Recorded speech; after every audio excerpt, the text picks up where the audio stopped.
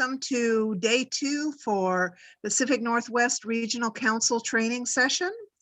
Let's see, I'd like to take something that was suggested yesterday for virtual trainings. And if you are interested or willing, please utilize the chat box as your own personal business card. Put in your basic business card information in the chat box, and that way other people will have an idea of who you are, where you are, and how to reach you. Let's see, I'm going to give us just a moment to kind of gather in because I see people are joining. So I'm going to go quiet for just a minute here.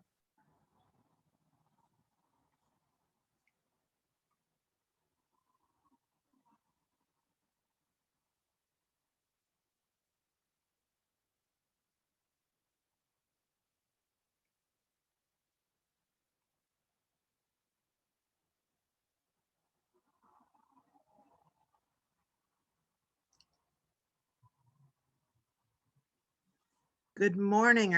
I see our numbers just keep climbing up. Welcome to everyone. I hope you've got your cup of coffee or had a great breakfast. Let's see.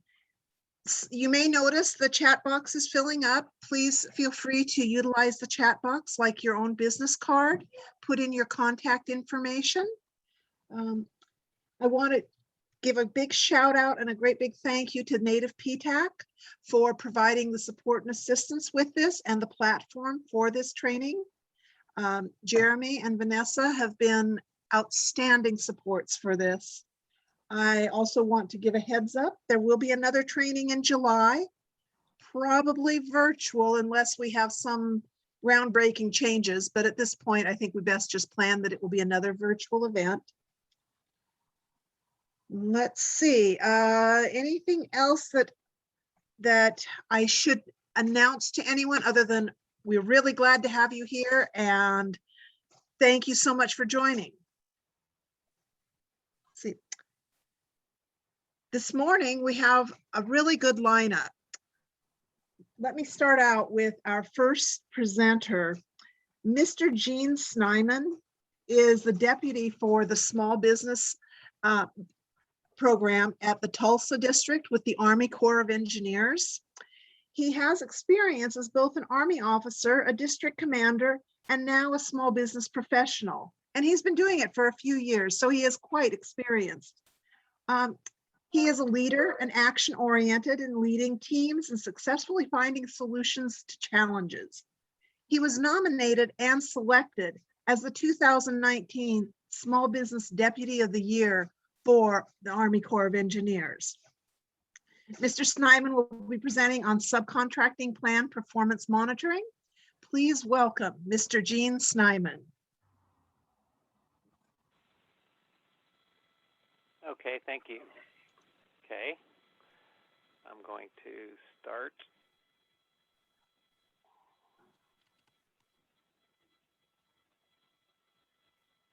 Okay, can you see my slides? Yes, I can. Anyone? Okay, well, go ahead and get started. Okay, it's been just a few years since I've been with this forum. I want to say it was 4 years ago, but I'm not sure. And actually, what I did is went back to some of the slides that I used previously, and you know, what I kind of laid out before was some systems, some ways, I guess, of kind of looking at subcontracting. And so what I'm going to do today is just kind of go in and talk to the process and specifically give you some ideas about the way I monitor the subcontracting process. So we'll talk about the participation factor, subcontracting plan, reporting in ESRS on the ISR, and then on CPARS. Okay, so you know, this is just sort of a first start out overall slide, and you know, my point here last time and the same is that there is just a ton of work that is available to subcontractors, to small businesses. Of course, a lot of times There's disappointment out there when a particular acquisition is determined to go unrestricted as opposed to a small business set aside. And my feeling is that I'm really never disappointed, I guess, when the market research indicates that something needs to go large business, because one, the work really needs to go to the best suited class, whether it's large or small, because we don't really, we want to be sure that we don't set small businesses up for failure. And we do our market research. We look to see who's available and who we think can do the work. But if it's going to go unrestricted, it's going to go large business, there's going to be small businesses who are going to be participating in that anyway. And so, my feeling is the work is going to go to who it needs to go to, and there'll still be lots and lots of work going to subs, and most of which are going to be small business. This subcontracting can be an entry ramp into the district. Oftentimes, I'll be approached by small businesses wanting to figure out what's the best way to approach work and approach requirements at the district. And, subcontracting is certainly always one of the tools in the kit bag that can be utilized. And sometimes it's the best, depending on, the sort of work that the small business does. We contract with the prime. So oftentimes there'll be, issues that'll come up with small businesses or with large businesses, for that matter, who are working as subcontractors. And, typically the extent of the action that we're able to take, if there's issues between the sub and the prime, if we're talking about a subcontractor contacting the district with some issues or concerns, typically all we can do is to, notify the subcontracting, whoever it is that's in the sub position, of who they can go to as far as the bonding company of the large business. So that's really about all that we can do. So I really want to talk about this process. I'm not going to focus on the oversight inconsistencies, although a lot of what I've put into this briefing this time involves some actions that we've taken to try to fix these problems that have come up in the past. Primarily large businesses not meeting their subcontracting obligations, and so part of that falls on the government as well for not being consistent in the way that we provide the oversight and the way we monitor. So that's kind of what we're getting into today. So there's this kind of continuum here, really starting, with small business planning, that then gives us the small business participation plan, which the subcontracting plan follows from that. And then, we report on the subcontracting, and then, there's an assessment after that describes how the large business was able to meet the requirements. Okay, so this may not be what you see in all districts, but what I'm showing you here is that I have been appointed as the Tulsa District Subcontracting Manager. If you look back in some of the previous AFARS language, this was something that the contracting officer had full responsibility for, and it couldn't be delegated.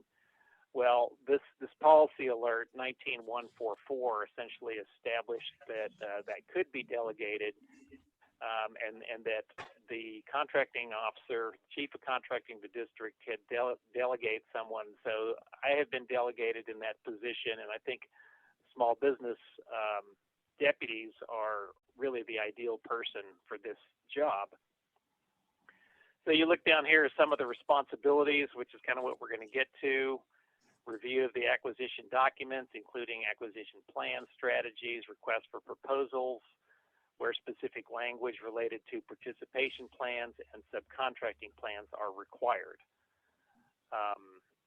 Then participating in the source selection boards as the reviewer of the participation plans and the subcontracting plans. And then working that with the SBA, making sure that they have the opportunity to review the subcontracting plan. Directly interfacing with the contractors before the contract is let so that we can essentially negotiate the subcontracting plan and make sure that it is going to be acceptable before we award the contract. And then reviewing the ESRS system for ISRs, for individual subcontracting reports, and having the authority to accept or reject those.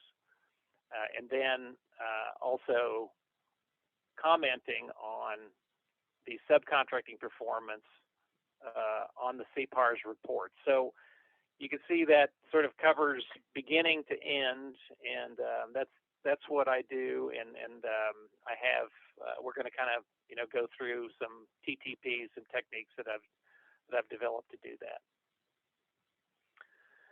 Okay, so starting off with subcontracting planning and looking at the evaluation factors, I'm just going to kind of hit on a few things here that I want to emphasize. I'm not really intending to explain the process in detail, but I think most of you are aware of it, but to kind of just to emphasize some points. So one of them is past performance and where that goes, where we, in the solicitation, where that goes, and that can either be something that's evaluated with the experience, past performance and experience that is apart from the participation factor, or it can be incorporated into the small business participation factor. And I'm talking specifically here about subcontracting past performance. And so I'm going to get to that. I'm going to show you some language that we use in Tulsa District. So what we try to do is to incorporate it separately from the small business participation. So I'm going to show you some verbiage that we put up in the other factors that the board looks at. And what I'm essentially asking for is to see the specific ISRs that are related to the same projects that the large business is listing for their past performance. So I'm going to talk about that in a minute, but this can be done either way. Either the small business participation can include past performance, or it can be done in the other parts of the RFP, but it shouldn't be done in both. So it's kind of double looked at. Okay, so in terms of the small business participation factor, there's been discussion in the past about changing the name of this to, commitment document or commitment factor. And, this hasn't actually occurred, but, there is certainly a difference between, in my mind, between a goal and a commitment. And when you look at the evaluation criteria that we're using, in the RFP for this factor, for the small business participation factor, you see that what we're really trying to do is to find out how committed the large business is to meeting these goals. So they kind of walk hand in hand, but from my perspective, it is certainly an expectation that the large business achieves the goals. And we're certainly going to be peeling back the onion as we go through the process of evaluating the subcontracting performance to find out, how hard you are working to meet these goals. And then, of course, from the government's viewpoint, as I've already suggested, we're going to try to provide better oversight so that together we can ensure that the small business subcontracting commitment is met. Okay. I list goals as either mandatory or non-mandatory, and this is really based on the market research, the type of work that we have coming up.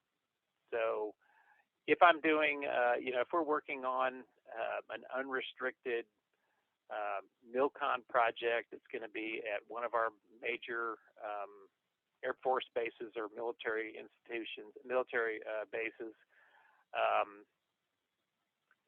and I already know, for the most part, what the industrial base looks like and what it consists of, because there's essentially continuous market research associated with that, with other projects that we're working. Melinda, I need IT. I'm supposed to be speaking later today, and I'm connected to a training event I'm responsible for, and I lost all my.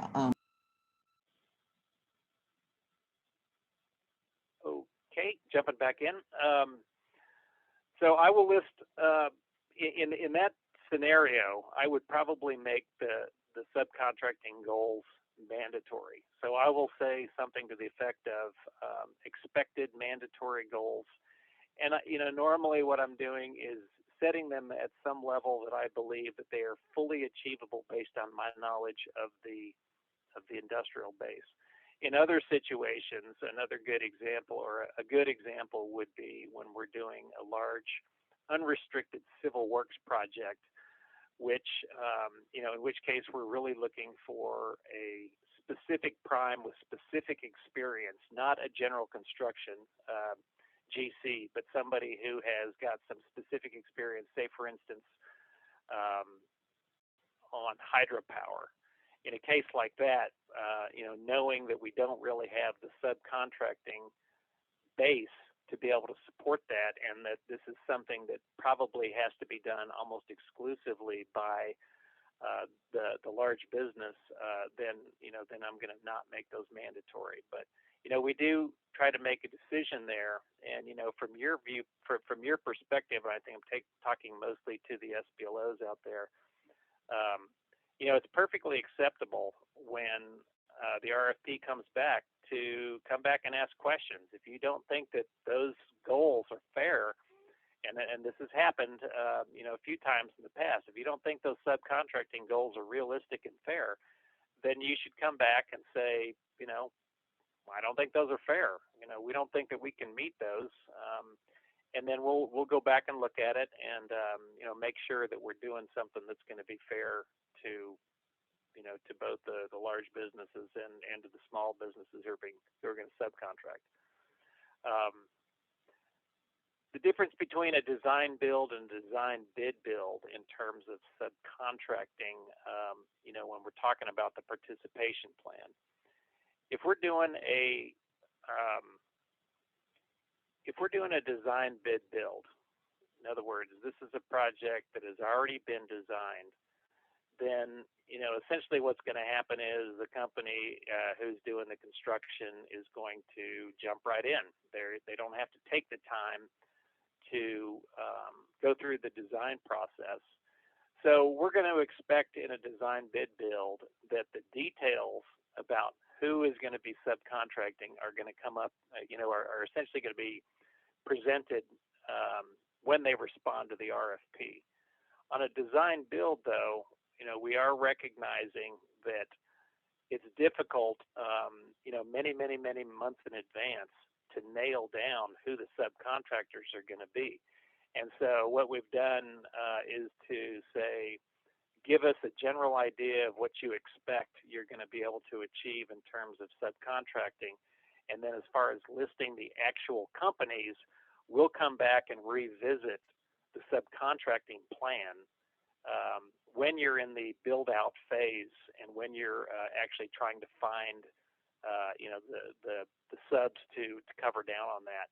And that's been a disconnect in the past, a mistake that I think that the government has made in trying to list those subs too early when, there's, maybe a year left to go before the design is actually done, which would, of course, drive who the subcontractors are going to be. Some of that can be done up front, but to require that much detail early is not realistic.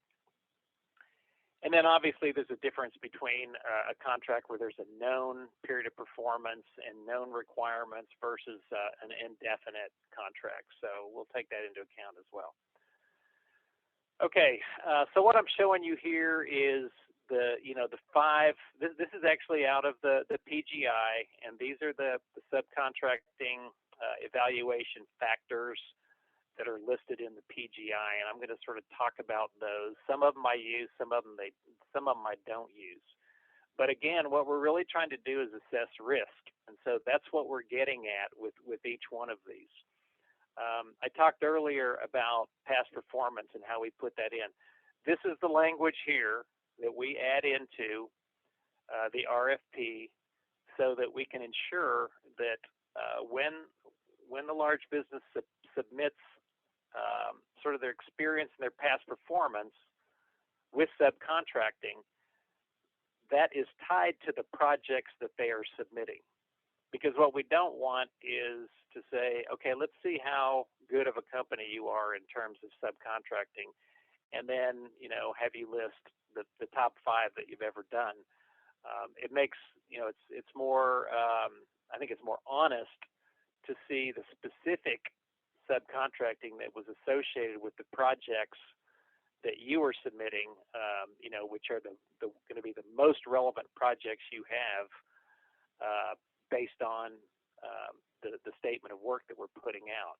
So that's what we do, and then I'm able to kind of go back through those ISRs and get a pretty good idea of how you've done in the past, and I will either again, depending on which way we go, I'll either roll that information up and send to the board my assessment so that they can roll that into the past performance factor, or I will incorporate that into the small business participation factor. But either way, I get a better listing of the ISRs that are more relevant and I think better show how well you've done in the past. Okay. So this is just the language that you're going to see in an RFP coming from the Tulsa district, and there's all the districts do these differently, and there is some discussion now about trying to standardize some of this language, but I think it's there's some similarities there. It should be mostly similar because we generally are using a lot of the same criteria. But one of the things I wanted to point out is that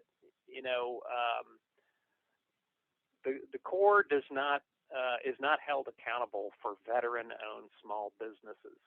We're held accountable for service-disabled veteran-owned small businesses. I know this is a mandatory field on the ISRs, but we are not tracking it, and I'm going to take this language out of our RFPs. So we're looking at small business, service-disabled, hub zone, women-owned, and small disadvantaged business, because this essentially, it's good information. I'm glad that veteran-owned small businesses are being subcontracted to, but we're actually not held accountable, so we don't actually track it.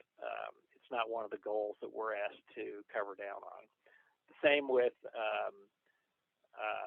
HBCs and minority institutions. There was a push a few years ago to try to get this incorporated into everything we do, but I think the bottom line is there was just such great difficulty in actually making connections that it's no longer a requirement.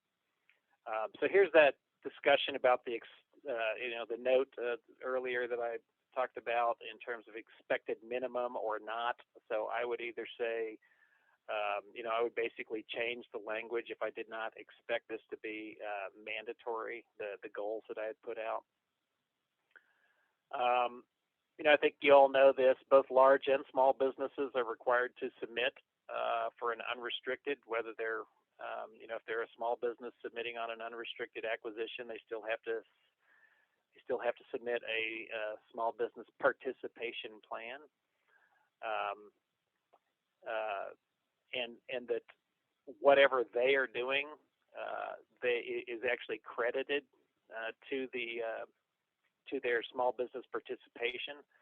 So if they're doing 50% of the work themselves and they're subcontracting out 20% of the work to small businesses, then they actually get credit for doing 70%. Whereas, a large business would not get that credit. So a small business gets an advantage in this particular factor when they are submitting on an unrestricted acquisition. Okay, so here we get into the actual criteria that I use. There's the extent of participation, and you can go back and compare these to what's in the PGI. They're pretty much the same, although I kind of put some twists on them. But extent of participation really is just looking bottom line, how much is going to go to small businesses.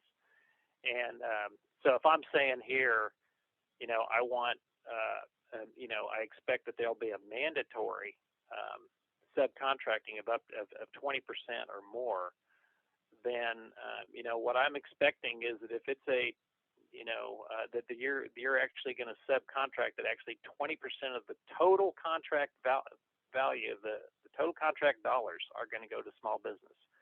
We're not talking here about what is subcontracted. We're talking about 20% of the total contract dollars. And then, typically I'm going to say, use these numbers, unless I have reason to change that. But 5% small disadvantaged includes 8A, 5% women owned, 3% service disabled, and 3% H hub zone.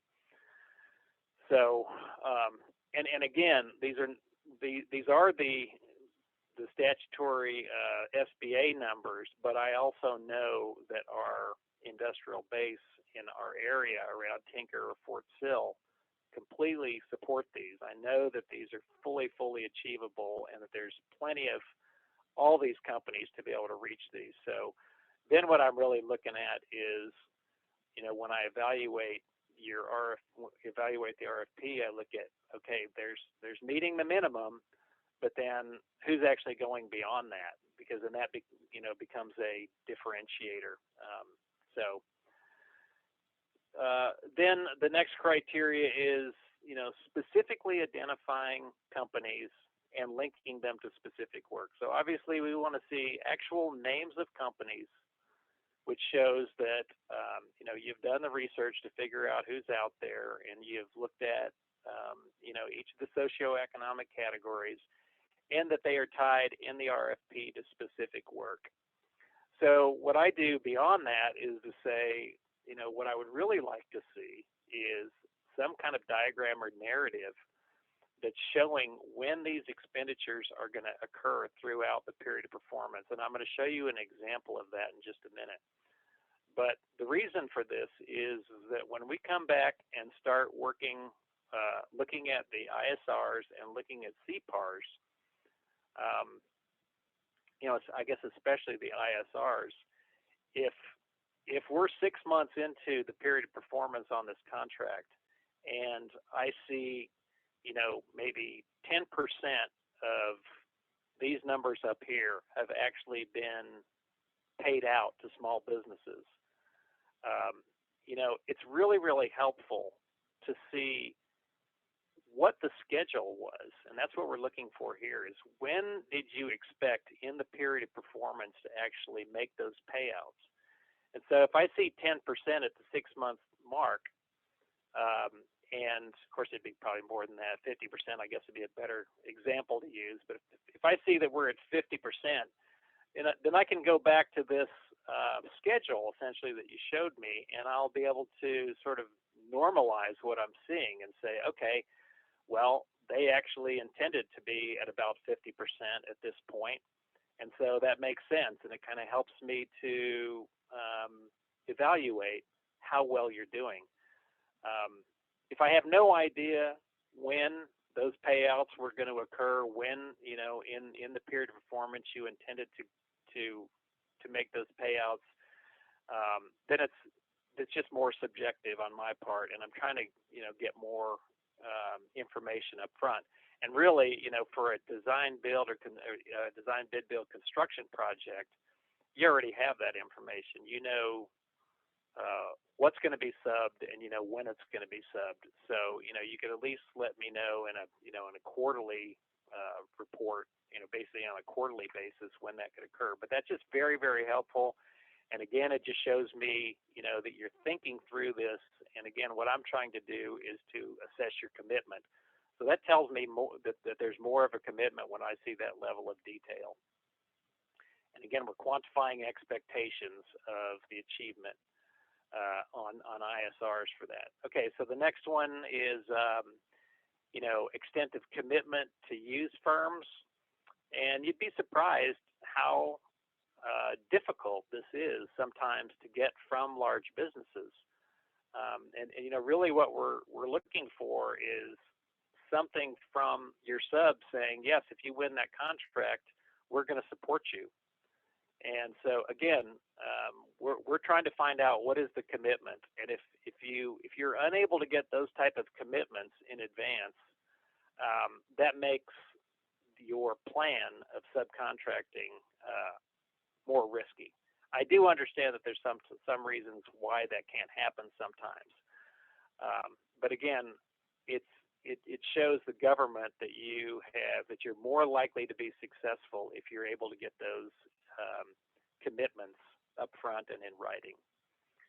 And then obviously we want to see good work, complex and a variety of good work going to small businesses and not just the less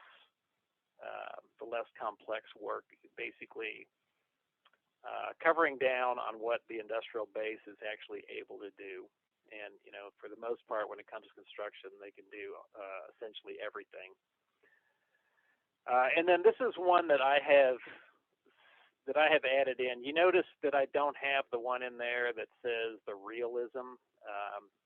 That just essentially is too vague for me, and so I added this in instead, which helps, again, for me to assess the commitment. So I'm looking for sort of an explanation about how did you, large business, come up with the percentages that you're showing to me? And yes, the reality is the way a lot of large businesses are coming up with those percentages, they're going up here to the RFP and saying, okay, here's the extent of my analysis. They want 5, I'll give them 5. They want 5, I'll give them 5. They want 3, I'll give them 3. But what you really should be doing is to do your own analysis of the industrial base and saying, what can we do? What are we able to subcontract based on some analysis and looking out there? And if I see that analysis, then I know, okay, these guys have actually taken this a step further. They're able to essentially show their work, so to speak, about how they arrived at those numbers. In a lot of cases, there'll be an expected minimum, but you'll have a large business that'll come back 30, 40% or more or whatever. And to be able to explain how they got to those numbers is helpful, and again, helps me to better assess the commitment. This is a document that was in an RFP. So this is a cut and paste from a response to an RFP by a large business to show me this thing right here, a diagram or narrative showing when the socioeconomic expenditures will occur. So here's what they put in. So they're going essentially, throughout the period of performance here, they're showing here's pavement cracking, here's markings, grinding, here's various things that we are doing, and here's when they're hitting. So, depending on when I do the ISR, I can come in and I can say, okay, well, this is really all that they would have got done by this point in time. And, the only thing that's missing here is to be able to show by socioeconomic group. But still, this is a very good step in the right direction to show me up front what's going to happen and to, help me to be able to assess them and hold them accountable for what they said they were going to do. And, I'll just throw this in. I just had been teaching the source selection class within USACE, and this is one of the slides, but it does sort of, I guess I do recognize that sometimes there's confusion between what we mean by the participation factor and what we mean by the subcontracting plan. But, you know, we've been talking about the participation plan here, and this is a rated evaluation factor. Requires the small businesses to commit, you know, based on these regs here. It's based on the total value of the acquisition, like I have already discussed, and it applies to both small business and large businesses. Both have to, whether you're small or large, you have to put, you know, turn in a participation plan. Otherwise, you're going to be a no-go on your response. As opposed to the subcontracting plan. So normally it's whoever is the apparent successful winner after the source selection board is finished. We will then go out to that one company and say, now give us your subcontracting plan. And this is essentially negotiated. It's, you know, here's where it's covered in the FAR. And it's more oriented on subcontracting dollars as opposed to this. And small businesses don't have to submit a subcontracting plan. But I'm going to talk here in a minute about how these two documents must be reconciled. If you said, you know, you were going to give on $1 million contract that you were going to give 20%, that's $200,000. And so regardless of how you talk about it in terms of goal, there needs to be $200,000 worth of commitment showing on your subcontracting plan. It's confusing because you're showing goals here or percentages that are based on subcontracted dollars, whereas here you're talking about the total contract value. But what I do is to make sure that the dollars you said you were going to send to small businesses here are reflected here. Okay, and I guess that's what I'm really talking about here on this slide. So, you know, and I can tell you if I go back, when I get the subcontracting plan, I'm going to go back to the participation plan. And, you know, when I'm given the documents for a source selection board, I'm given cost and price information with your Factor 5 proposal. So, you know, when you tell me you're going to do X percentages, I break that down if it's not already apparent. And I say, okay, well, here's the total amount that they are proposing, and here's what 20% of that equals.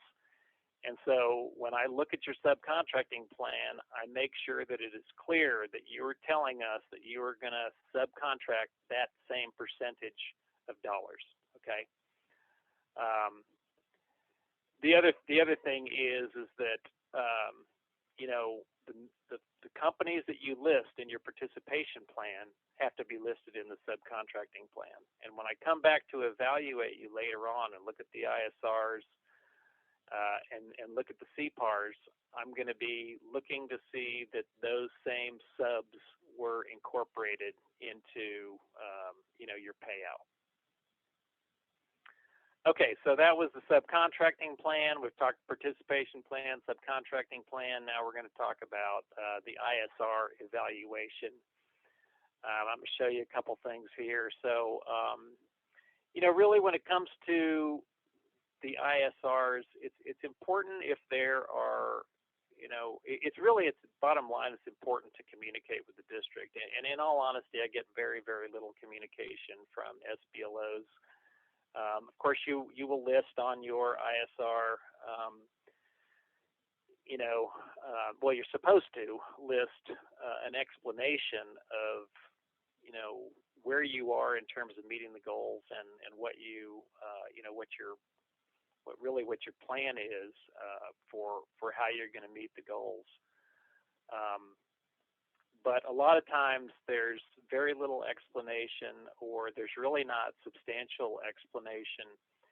And if it's really a problem, if it's something where, you know, you recognize, okay, this is what we said we were going to do, and the bottom line is it's just not going to happen, and there's, you know, there's good and legitimate reasons why it's not going to happen, something has changed, or whatever, you should be communicating with the district to make sure that they understand, this isn't just sort of a matter of not trying very hard. It's a matter of trying your hardest and you just can't get there, and there's a reason why you can't get there. But, you should make sure to talk to the district about that, the small business deputy.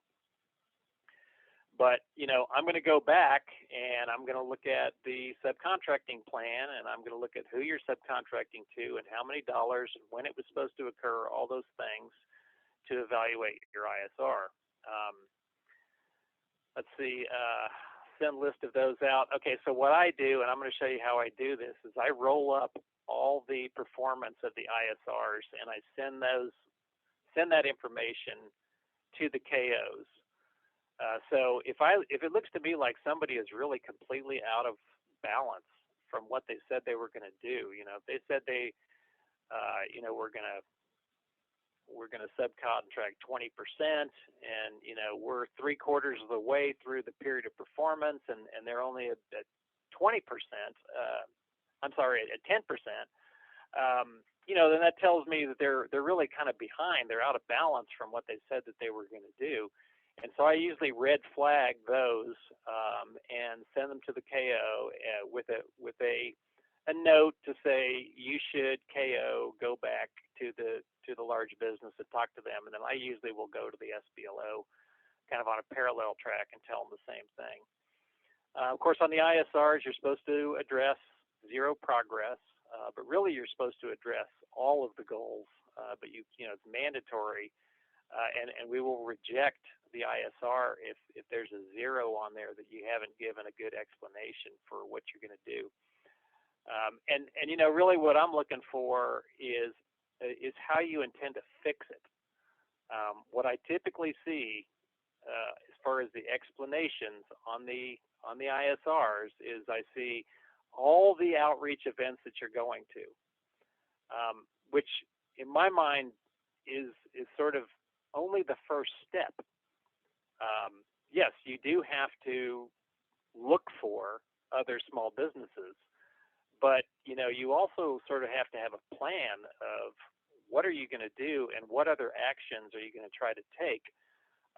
What are you doing to, say, identify some additional subcontracting that has yet to be done on the contract, and to say, okay, we're going to actually target. We're behind on HubZone. And of course we're going to be looking for HubZone companies. But now what we realize is we have to carve out some specific subcontracting for HubZone and try to fix that problem. Try to make a concerted effort. You're going to basically explain that, and that's really kind of the quality feedback that I'm looking for in the ISR, as opposed to just, hey, we went to this event, to this event, to this event, to this event. That sort of has become the standard response, and the reality is it's just not really substantial, in terms of getting to where you said you were going to go. Okay, so this is a picture of an ISR here, and I see some ways of evaluating the performance that I personally don't understand. But when I look at an ISR, I say, okay, here's the whole dollars that you intended to subcontract on this, for this contract. And over here is the actual cumulative. Here's where you are right now. So in this case, they expected to do 11 million total. Now, what this doesn't really show you is what was the total contract price, but that's where you have to go back to the subcontracting plan to see that. But presumably, out of $11 million that are going to be subcontracted, 60% of which is to small businesses. This was probably I don't know, 60, 70, $80 million project. So 22 million total is being subcontracted. But so from my perspective, when I look at this, I say, okay, there's this number here divided by this number, which shows me that in terms of overall small business to date, they're over what they said they were going to do. They're at 105%. And so that's a good thing. And I'm going to, identify that and take that into account, especially when we go back and look at CPARs. This arrow is a little high here. It was meant to go down to here. In this one, for small disadvantaged business, they've already committed $1.4 million, and they were only supposed to do less than $500,000. So they're at 305% on small disadvantaged business. And then this one, 304 divided by 337, 90%. So I've seen some, and there's a lot of sort of information here that's kind of kooky and hard to understand, bottom line. But that is what I'm looking for. What did you say you were going to do, and how much have you achieved? And sometimes we see these bonus things down here, which is really cool. So when this requirement was put together, there was apparently not a requirement to subcontract to service disabled, but they have contracted 8,000 anyway. So kudos, and again, that's something that would be mentioned or reflected in a CPARS. For the other folks out there, the government folks, you may not know that you can pull a query out of ESRS.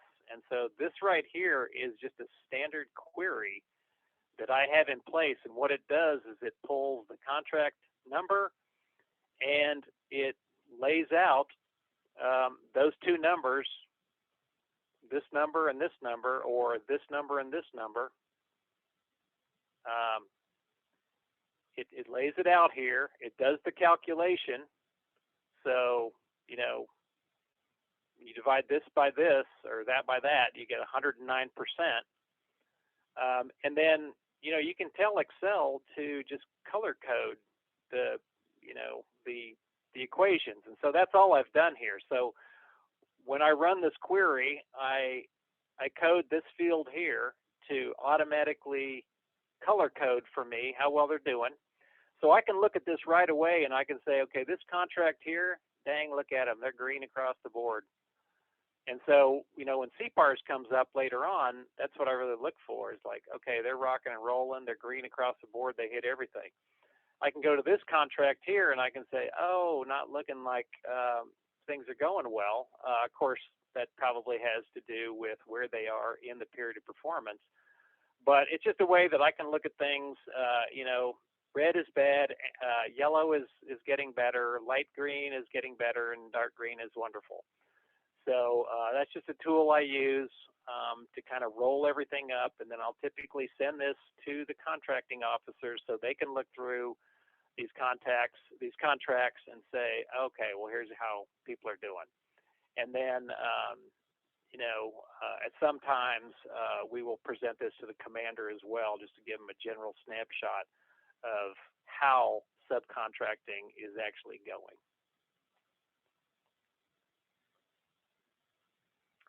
Okay, so talking about CPARS, the bottom line is, and I brought this up the last time I talked, most are going to get satisfactories. And the reason is because not all the goals are normally met. Back up here in this example, this contractor is most definitely not going to get a satisfactory. They're going to get a very good or an excellent. But come near the end of where's a good example? This one right here. Come near the end of the period performance, in spite of the fact that they've done really well in some of these other areas, they only made 11% of the goal here. Now I'm going to talk to this in terms of the write-up and say they still did really, really well, but I can't give them better than a satisfactory because of if I'm looking at the overall contract, because they didn't meet all the goals. Now, unless tracked by task order. So, what we're doing now is we are asking the contractor, especially on IDIQs, of course, we'd be talking about IDIQs if we're talking about task order, to tell us what is going to be the specific subcontracting that they're going to do on that task order. Now, I'm not asking them to put together a new subcontracting plan. What I'm saying, though, is out of what you said on the original IDIQ contract that you were going to subcontract, what are you going to do on this particular task order? Because a lot of times, you're going to get, I guess all the time, you're going to get a specific CPARS on this particular task order. So if you tell me that, basically whatever you say that you're going to do on the task order, if you do it, if you make all those goals that you said you were going to do on that task order, then you're going to get better than a satisfactory. You're going to get, something higher. Even if your subcontracting that you proposed for that task order is relatively low. Say, for instance, it's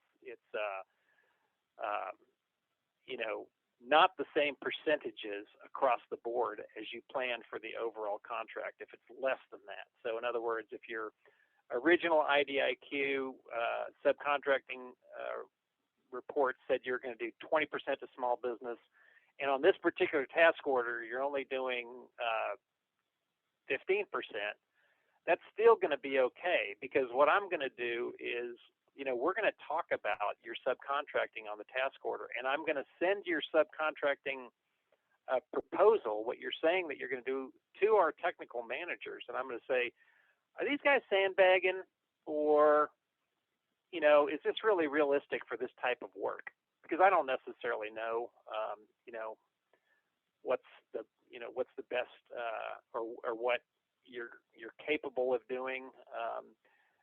You're the one that's doing the market research on that particular task order, and furthermore, sometimes, this is work in the environmental field or other that is not ordinary work. So it's kind of hard to say what's the best or an optimum or a realistic level of subcontracting. But once I talk to the tech manager and the PMs, and we all say, yeah, okay, that's about that's a good amount of subcontracting, then all you got to do is do it, and you're going to get a better report on CPARS. So this is something that we looked at, several years ago doing, is incorporating,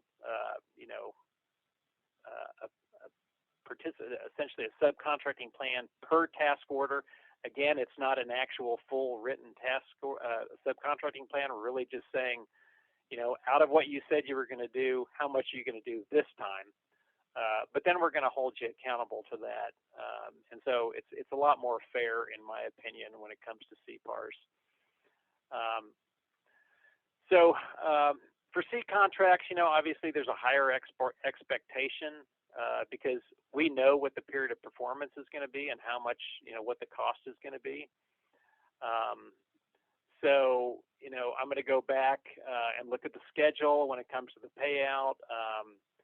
Compare another way of just sort of estimating is to be able to compare how much has been subcontracted based on where we are in the period of performance, obviously taking into account changes in schedule to mods and so forth. Let's see,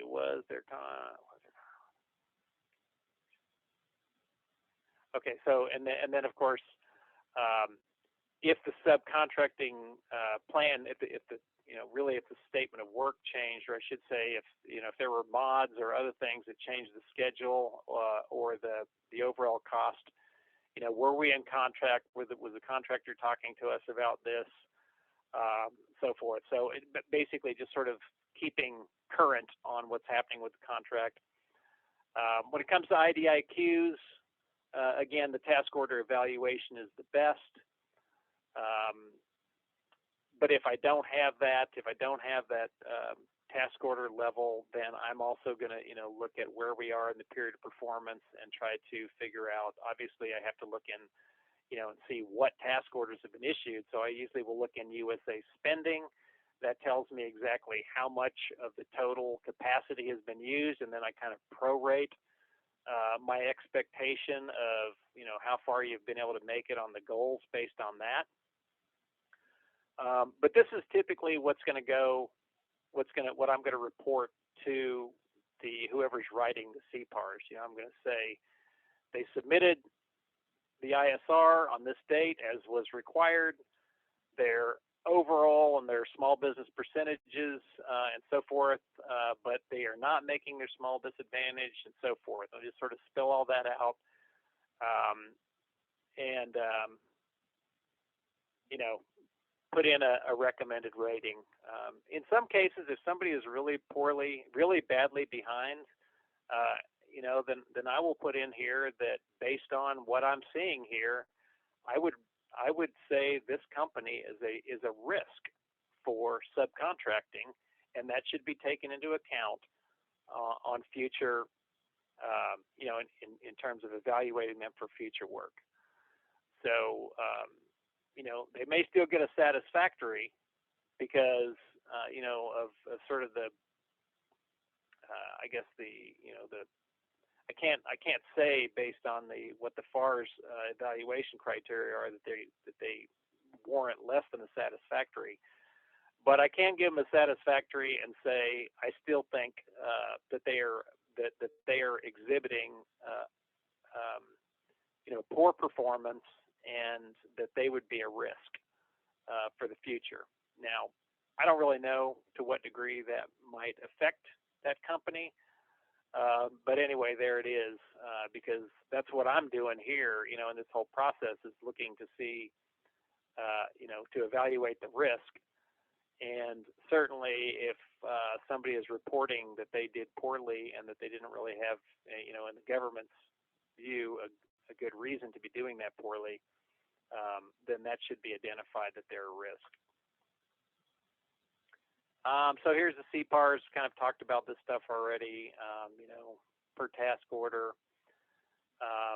Talk about, you know, the definitions of that are in the DFARS.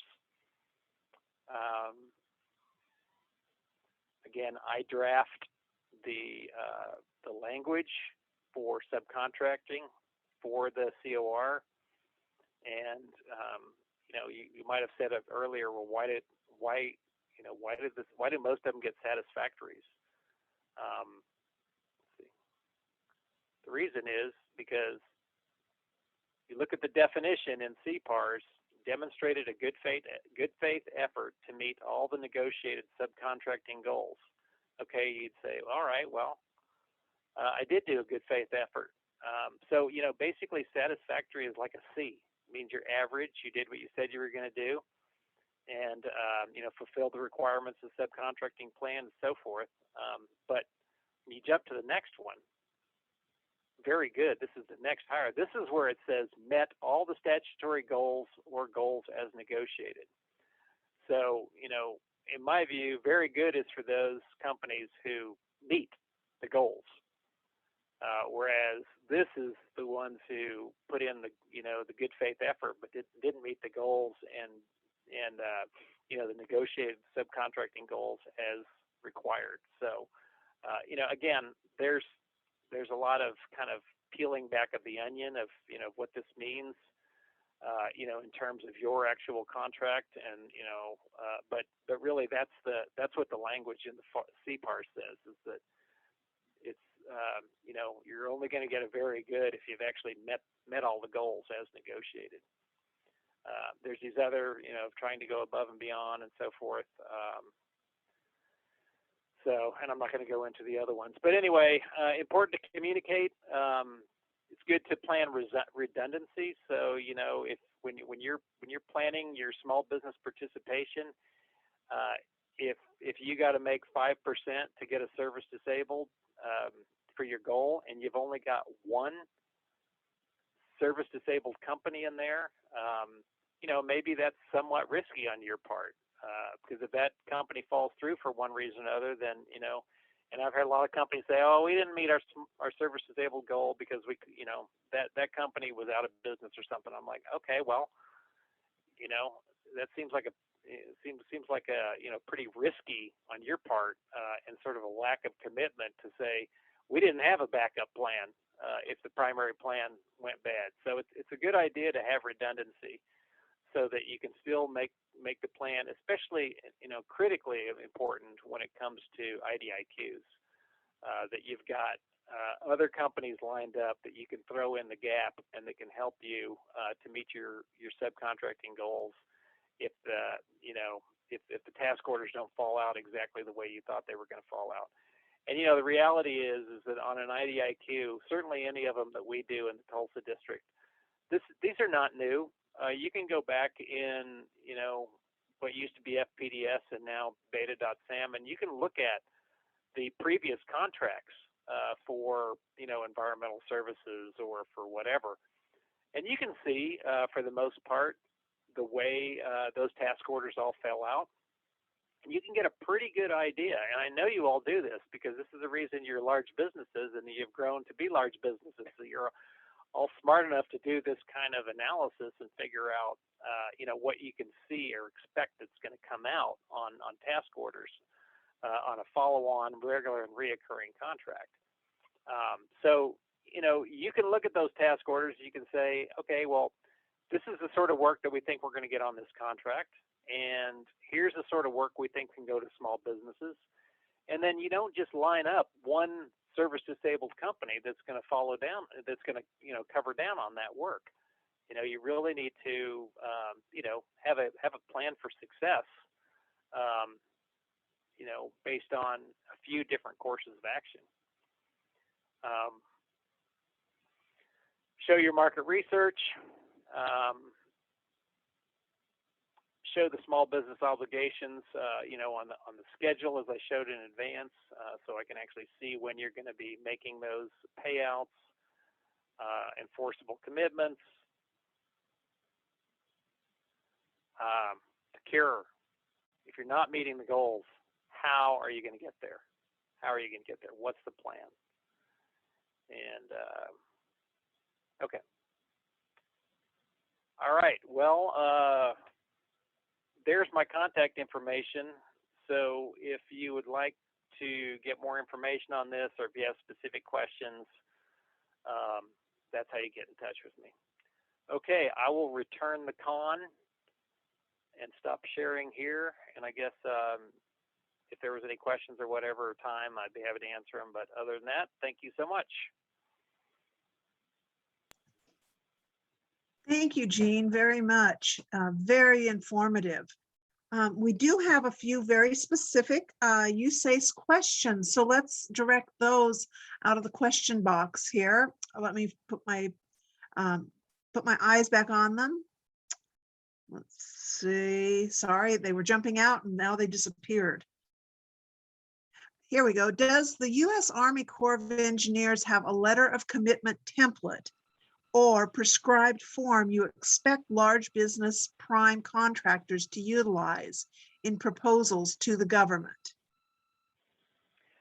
No. What I typically am looking for is just, what it'll normally come out on is it, the letterhead of the small business, something that just is, obviously somewhat official, and, they can say whatever they want in there as long as they're saying, yes, and you're not, the small business is not absolutely guaranteeing that they're going to be, involved in this. They're just saying reasonably that we've been approached about this contract.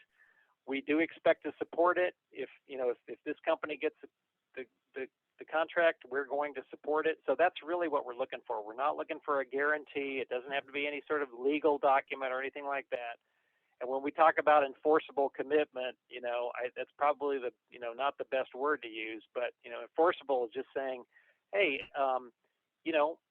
there it is right there. You said you were going to use XYZ surveying, and they said that they would do it. So, why aren't you using them? So I guess that's sort of the level of enforcement that I'm talking about. But no, there's no set format, just, conveying, that they are prepared to support if the large business gets the contract. Okay, thank you very much. Another question. Is it Is the expected minimum of small business 20% of total contract dollars as the standard on all projects with federal requirements? No, definitely not.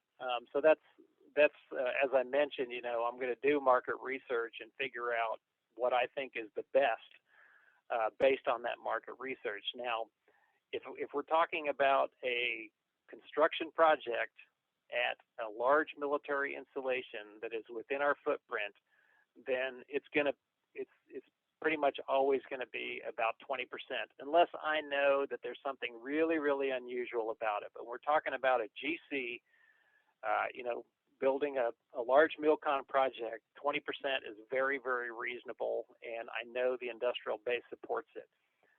Other types of projects, it's going to be different, and so that's why I brought up the point. As far as industry goes, if you see small business subcontracting goals that are unrealistic, then you should go back to the district and say, look, we're not pulling your leg here. We're going to have a very, very difficult time meeting those subcontracting goals, and we want you to consider changing those. Or you might even say, hey, government, how about letting us see your market research, because we just don't see where that's going to happen. So no, that's not standard. That's totally based on the actual acquisition. Thank you. Okay, another question. Could you clarify whether a firm with multiple certifications, such as woman-owned small business and service-disabled veteran-owned small business, would be considered in 2 participation goals or 1? No. If you're a service-disabled, HUBZone, women-owned company, then the large business gets to count you in all 3 categories. So those dollars are multiplied and applied to each one of the categories.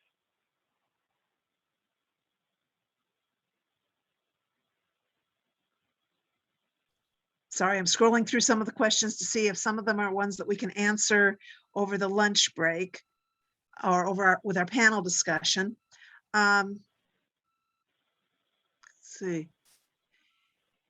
Here's another one for you. If you know goals will be hard for a particular task order and you want to separate it out for anticipated lower goal achievement, how would we do that? Do we document it as part of our summary remarks in the ISR filing, presuming the original small business subcontracting plan that led to award is higher than the company thinks they can achieve for that specific task order? Let's see here. I'd like to. Can you send me that one email and let me answer there, because I'm not quite understanding whether you're asking about. I think you're asking about a task order as opposed to the big contract, but I'm not quite sure how to answer that. But if somebody can somebody will just send me that email, then I'll email that or email it back to somebody there, I guess. Anyway, I'll email that back so that it can be presented later, or I can explain it later, because I'm not quite understanding what the question is. Absolutely, Jean. And to anyone who's asked questions, if your question did not get asked and answered, please know these questions will be provided to Jean as well as to the panelists, and the answers will then be provided out to everyone, probably within the first 2 weeks from the meeting.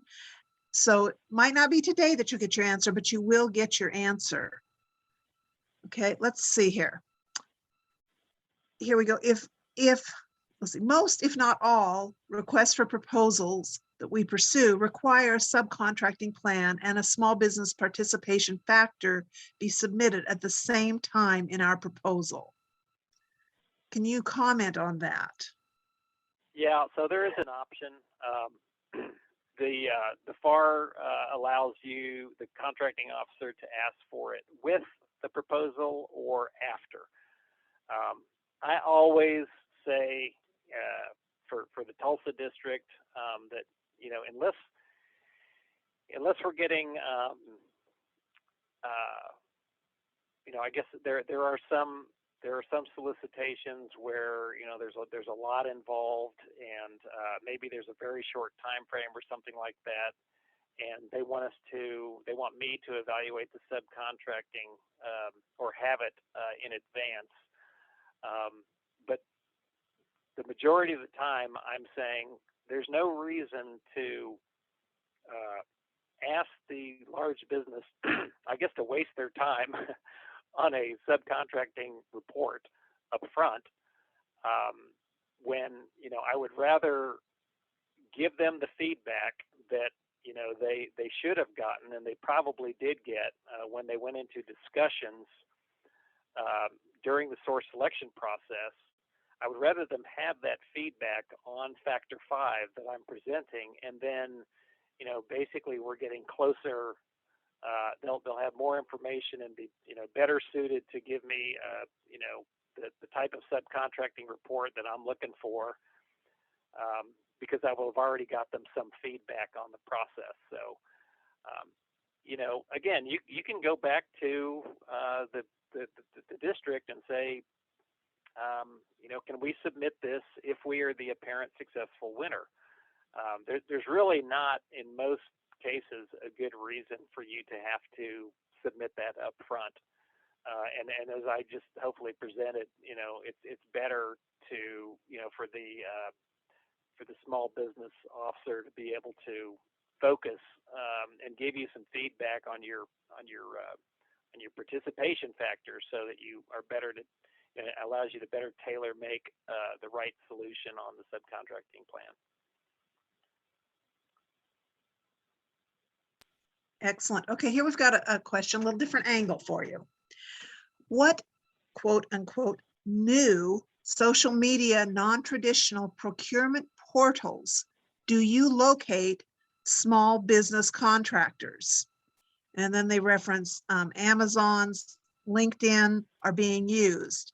What have you found best to ensure we are seeking all small business contractors to support diverse inclusion to the maximum utilization? Well,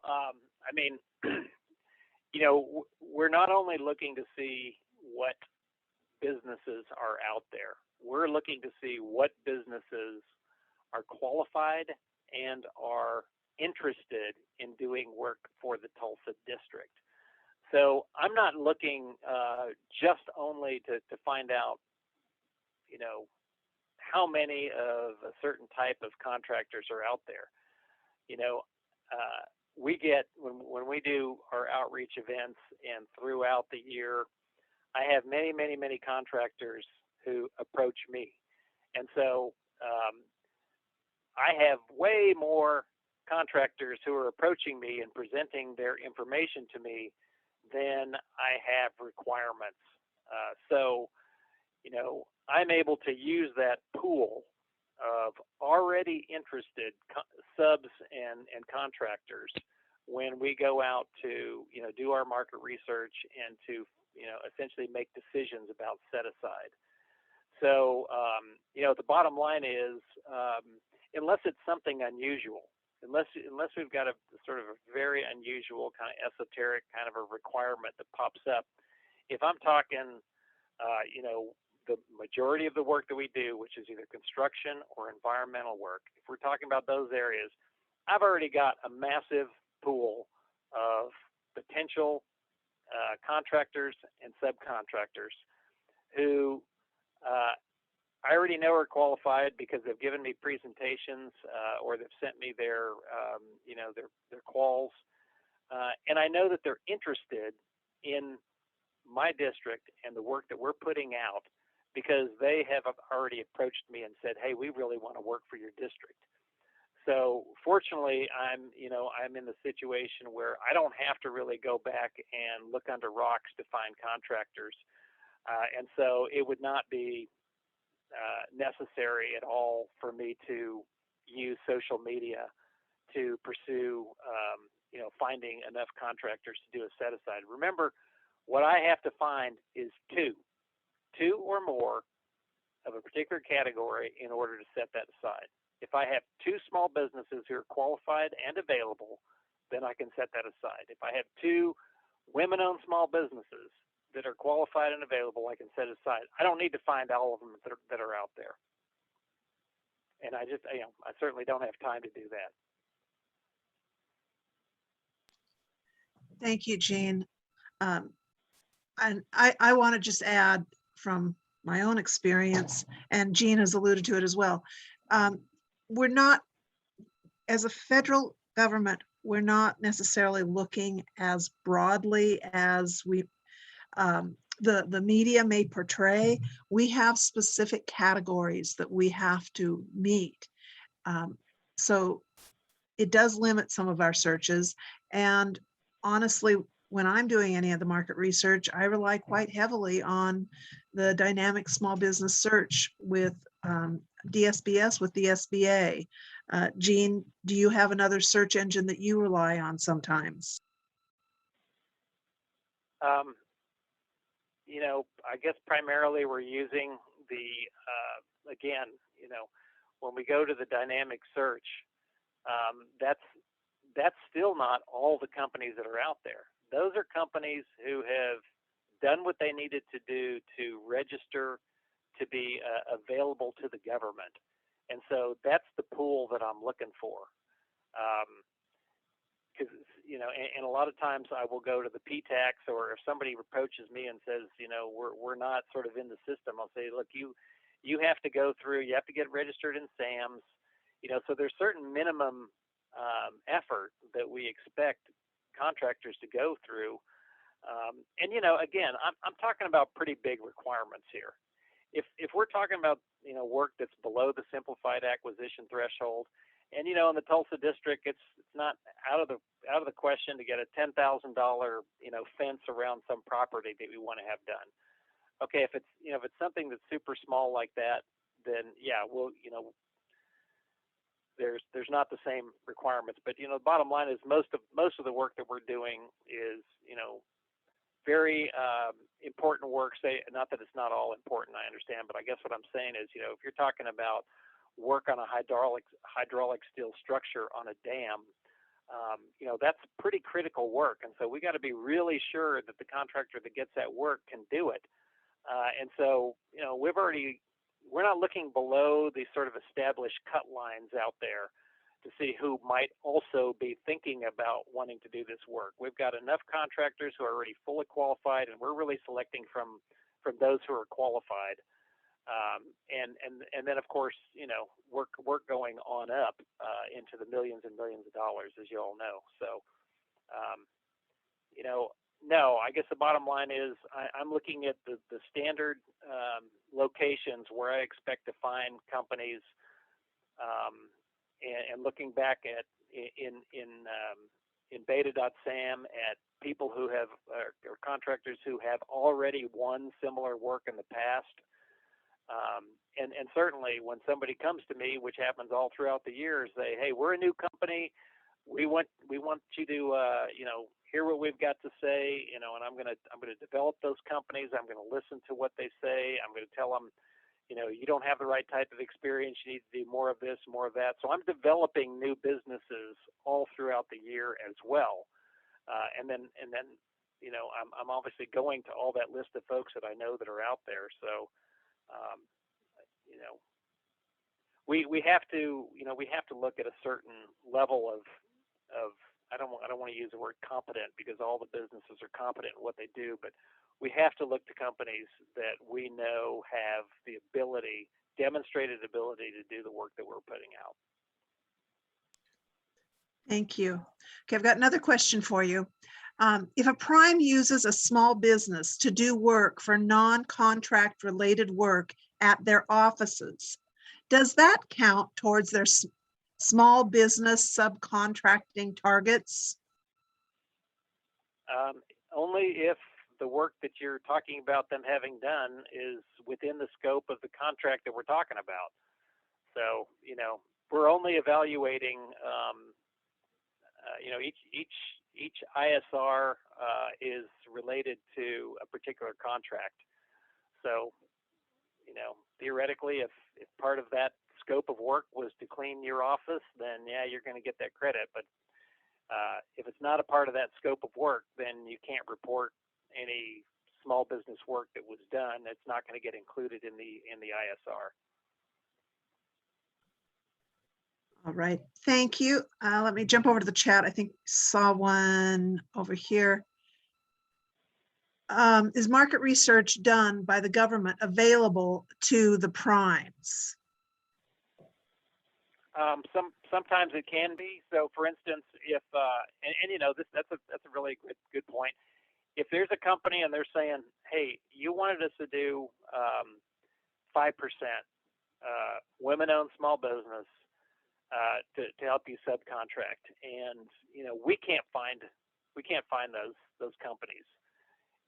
You know, when you know, a project manager from a large business calls me, and this happens sometimes, not very often, and says, would you help me with women-owned small business around Tinker Air Force Base? And I say, absolutely. Yeah, I got lots of contacts that I can send you. So, you know, I'm not necessarily going to send out a standardized or, you know, specific full report and compile all that with each acquisition, but I certainly will be happy to share, you know, if I say that I know that we can do 5%, then I'm prepared to, you know, give you the names of plenty of subcontractors to, you know, to validate that I believe that you can do 5% women-owned. Thank you very much. I think looking at the time, I think we probably better roll on into our next speaker. But Jean, thank you. Your depth of knowledge, your experience, your PowerPoints are tremendously helpful. I think this has been a really fantastic presentation, and I really appreciate your time and efforts at sharing your knowledge with us. Okay, thank you so much. Thank you. And there are more questions. Those will be provided to Jean, as well as they're going to be looked at by the panel in another hour. And we will do our best to answer as many live as we possibly can. And if you don't get a live answer, then you're going to get an email answer shortly. Okay. Yeah, just let me know, Kay, when you want, you know, if we want to, you know, spend 15 minutes or 10 more minutes just answering questions later on, and just let me know, and then I'll be prepared to do that. Oh, thank you, Jean. That is awesome. Okay, I might shoot you a quick email in just a few minutes on that one. Okay. Okay. So again, thank you very much, Jean. If you were live and in person, I think you'd be able to hear a big round of applause, but sadly Okay. we're virtual, so it's all quiet. I have my ear leaning towards the northwest. I think I hear it. Wonderful. Thank you. Okay. Oh, let's see, a couple of housekeeping notes. There were some wonderful, wonderful business card entries into the chat, but some of them only went to the panelists. So if you entered your business card, but you didn't see it come out, can you please re-enter it? But when you're entering it, make sure you select from the drop-down option, all attendees, because I think your general contact information, you wanted it to go out to everyone. So please feel free to re-enter your contact information so that we can know who else is in attendance. Normally, we would all be in person. We would have an opportunity to go around the room and do brief introductions. This time, it's a little bit different. So we'll utilize the chat feature as our own calling card, business card, but just make sure it goes out to all attendees. Thank you. Okay, we're going to move into our legislative updates. And we are very fortunate this time. We have Mr. Randy Miller from Alaska at the SBA is going to be sharing this information. Now, Mr. Miller is the Procurement Center representative, Office of Government Contracting Area 6.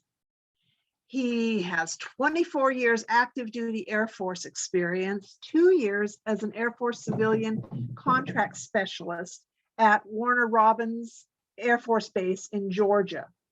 He also has 8 years with the Department of Interior Fish and Wildlife Service as a contracting officer and a small business professional. And he's currently with the SBA for the Western states and located in Alaska. And I'll share with everyone that yesterday, some of us got a little glimpse into his office space. He has got some of the most interesting things. It definitely shows that he has embraced Alaska and what all Alaska has to offer.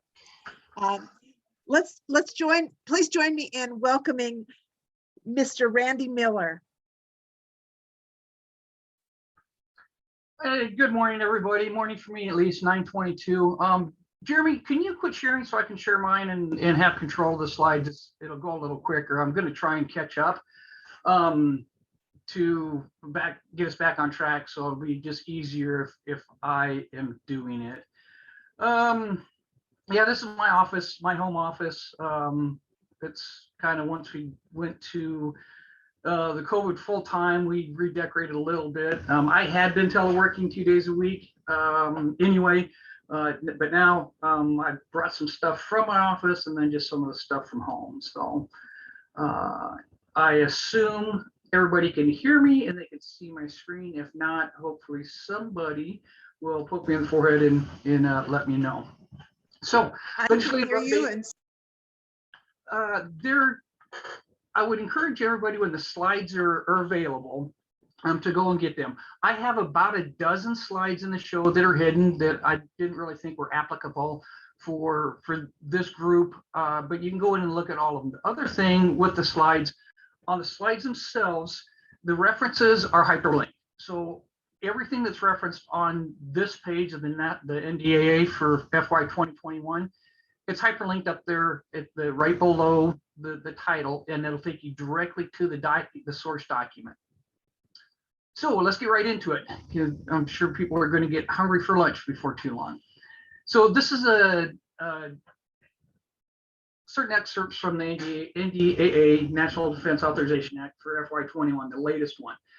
The very top one, Section 862, transfer or verification of small business concern owned by veterans or service disabled veterans to SBA. What this is doing is eliminating the VA program for certification of veterans and service disabled veterans. Everything's going to the SBA program. So within 2 years, that's when it's required. We'll see if we make that or not. There will not be a separate VA and SBA. All federal agencies, including the VA, will use SBA, just like women-owned and HUBZone and 8A are now. Size standards. Employee-based size standards are going to be extended from 12-month average to 24-month average. The thresholds for sole source manufacturing awards have already moved up to 7 million, but it's codified in an NDAA. I'll talk a little bit more a slide later on the construction and services thresholds. Also, they've basically gone up to 4.5 million, except for service disabled. There's some reporting things under the SBIR program. I'm not going to get into SBIR deeply with this audience, but it's expanding tremendously. Right now there's a limited number of agencies that are using it, and it's going to grow and grow as time goes on. In territories, that's probably not relevant, especially to this group. Let me step back just a minute. I am an SBA PCR. I think y'all, the people that haven't met me, don't know me, you're probably more familiar with either Pete, Yuri, or Robert Reitz, Pete Benstein. We all work for the SBA Office of Government Contracting. We're in Area 6, which is the Western states, which covers the Pacific Northwest plus Nevada and Arizona and California.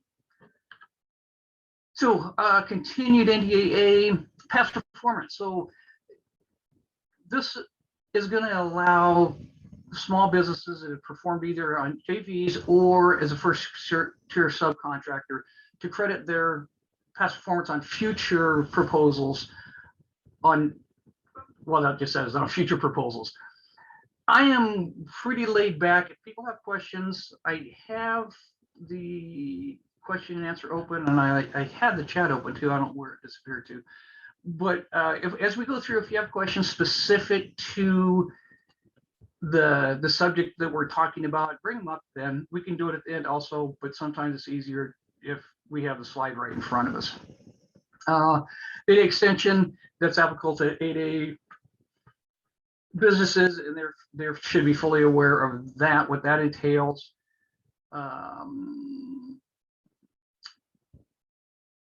Compliance of disadvantaged business utilization, category management training. This one I think is significant.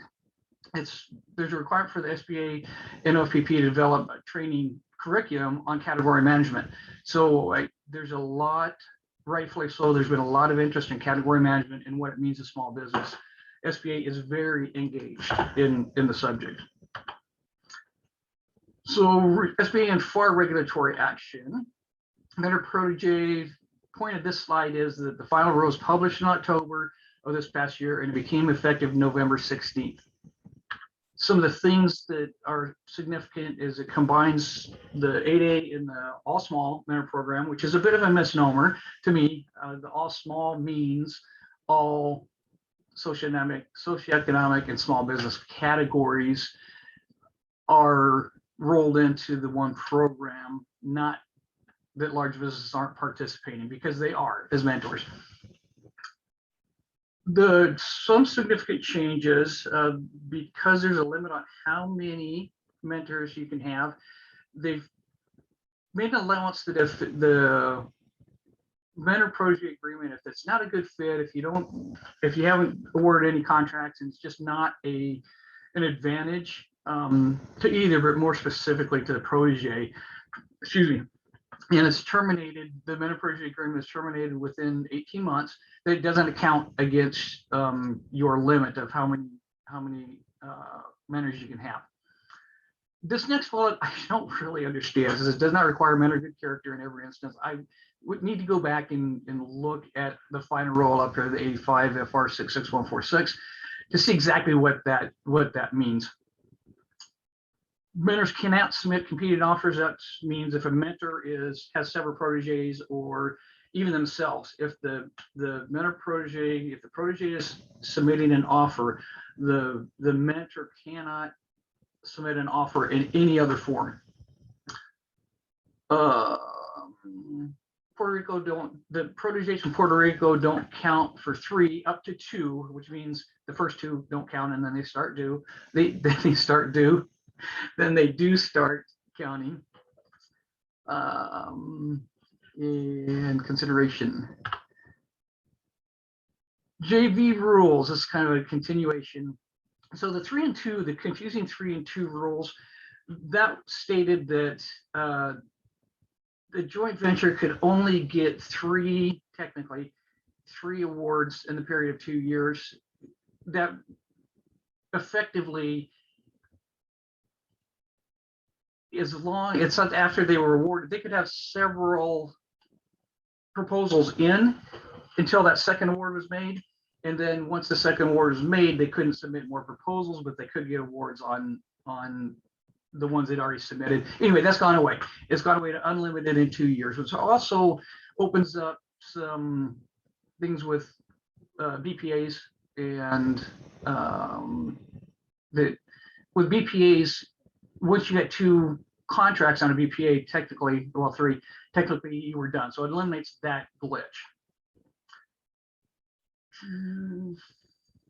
Facility assurance officers. This has been the appointed contention. One that can be administrative personnel, but they can be from either part, or either the mentor or the protege. Any of the joint venture entities can have the facility security clearance. The NAICS codes that will be changing is now each order has to have a single NAICS code. It must be applicable to the order. Going forward, contracts are going to be able to and required to have multiple NAICS codes instead of just the one NAICS code that's now used at the main parent contract level. Eligibility. So except for federal supply schedules, which that's always an exception. Eligibility for small business on unrestricted MAC is based at the time of offer of order. So what they're saying here simply is, if there is a multiple award contract that was full and open at the time, and the contracting officer at the time of order award wants to do a small business set aside, socioeconomic set aside, whatever, that the size of the small business must be certified at the time of the order, again, and not just from when the contract was awarded. Yeah, we're doing it at time.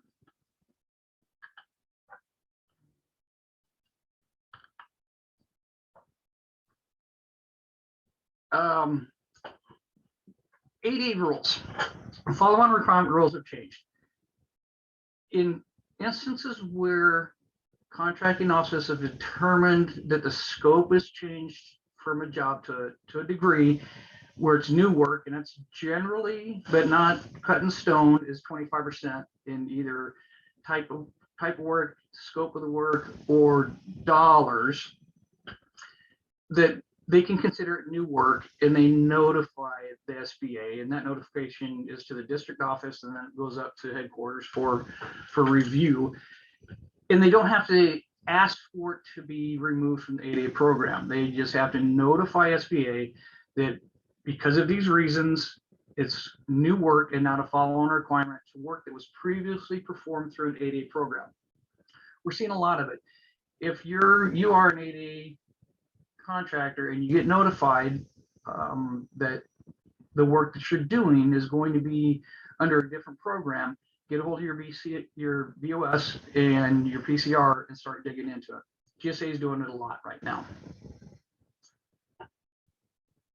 I mean, family member, that's very specific 8A, that there's restrictions on that prevents the same business or the same types of business just being rolled over to other family members to get a new refreshed 8A timeline. And those two are only applicable specifically to few businesses. Bona fide place of business. The new rule states that in construction specifically, 8A competitive and sole source, that the company bidding must have a bona fide place of business. This has caused an inordinate amount of work for the BOSs. This has increased their workload tremendously since it was put in place. But also part of the definition, they also said they've expanded the scope of bona fide place of business. If you have, an example I like to use is St. Louis. You've got St. Louis, Missouri and St. Louis, Illinois, two different districts, two different states, but it's still one big metropolitan area. If a company had a business in St. Louis, Missouri, a bona fide place of business, and the work was in St. Louis, Illinois, then they would still qualify. There's a confusing thing on limit on sole source awards. Basically, this last bullet says that if an 8A company gets $100 million worth of revenue from contracts, then they can no longer get additional sole source 8A awards. That's a good thing if you have 100 million in revenue as an 8A. WASB, lots of changes here. This is of interest to a lot of people in the room.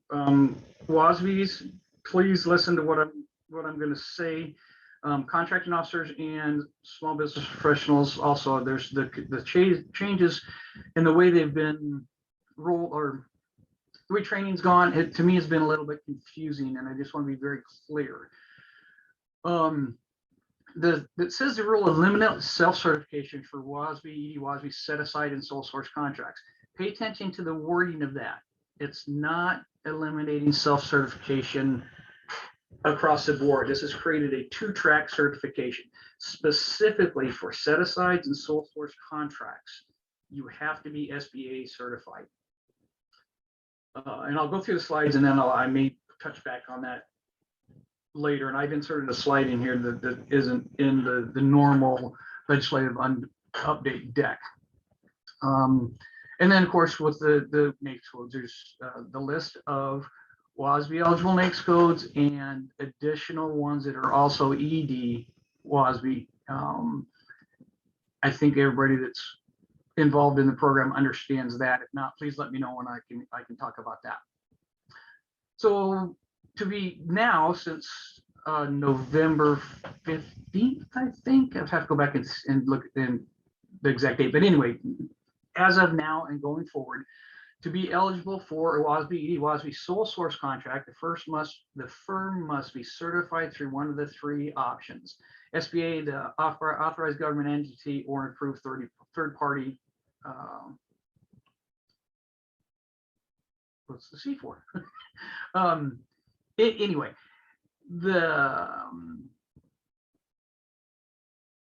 and then this last bullet says to compete for WASB ED WASB set aside contract, the firm must either be certified or have submitted a complete application for certification. SBA will expedite review of applications for a firm that has a pending application and is the apparent successful offer on a contract. I'm going to get into the weeds on that in a second too, and what exactly that means.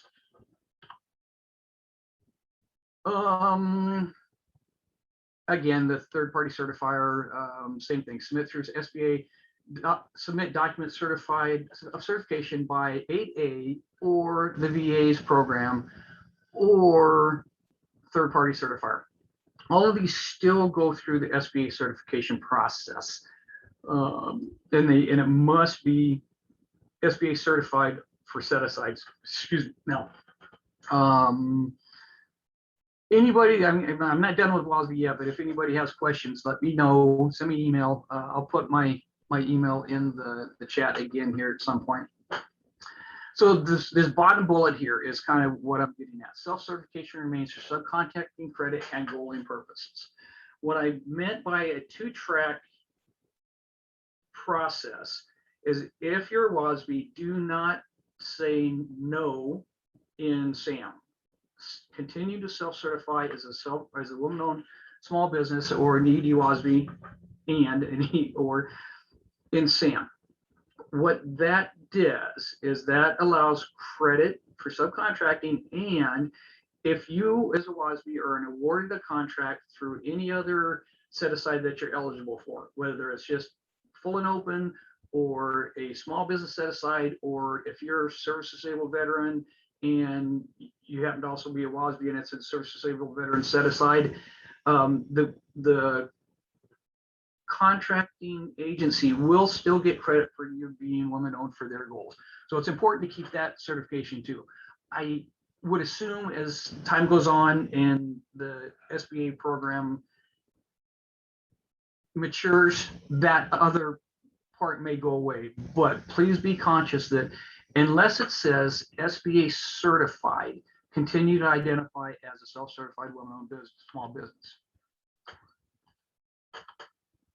This is basically just a deviation. This is how it's being done now. SBA is requiring contracting officers to verify in DSBS that the contract or that the business is certified. I ran into this just last week. I was sending a coordination form 2579 for DoD entities, and they intended them to set aside for women-owned. The market research in their sources sought identified 2 women-owned businesses. They checked in SAM, they said women-owned, and they were going to set it aside.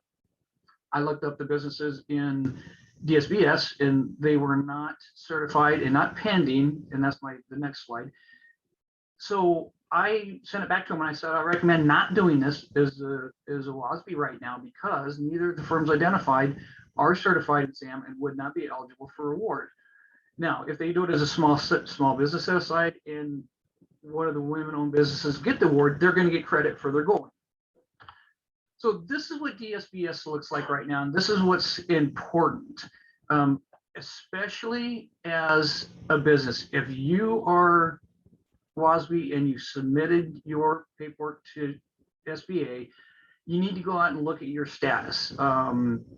what's key here is if you look where the arrow is, this is a new category, the WASB pending, right? So below that, you see the ED WASB. This firm apparently didn't apply for ED WASB when they did WASB, which is fine. Sometimes it's much easier just to do WASB and then go back and do the economically disadvantaged later because the requirements are tougher. I would recommend businesses generally will at least consider doing WASB first and then go back and pick up the ED WASB. So what's key with this? It says WASB pending. Well, what does that mean? That means SBA has received and accepted as complete their package for WASB under the new beta certified. What's important about this? If this company were the parent awardee on a contract, the contracting officer would email SBA and tell them, I have this business there, it's pending a WASB set aside or sole source award.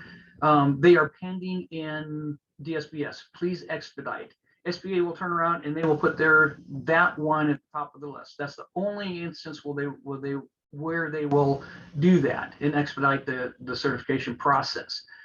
So this isn't the 90-day time is not from when you send your package in and click send in beta certify. It's the point where SBA has deemed that package complete and they're going to look at it. So even though you may have submitted your package, if this does not say pending, you are not eligible to bid on a set aside or sole source or go after a WASB sole source. Again, keep in mind, these are the set asides and the sole sources, not identifying as a woman-owned business for the purpose of goaling. If there's questions there, I found the rollout for the WASB program just not clear. I hope I've addressed the things that weren't unclear to me at least, and maybe were unclear to anybody else. HubZone, the maps are frozen through the end of this calendar year. They're going to be updated based on the 2020 census, and then every 5 years. We've said this for a long time.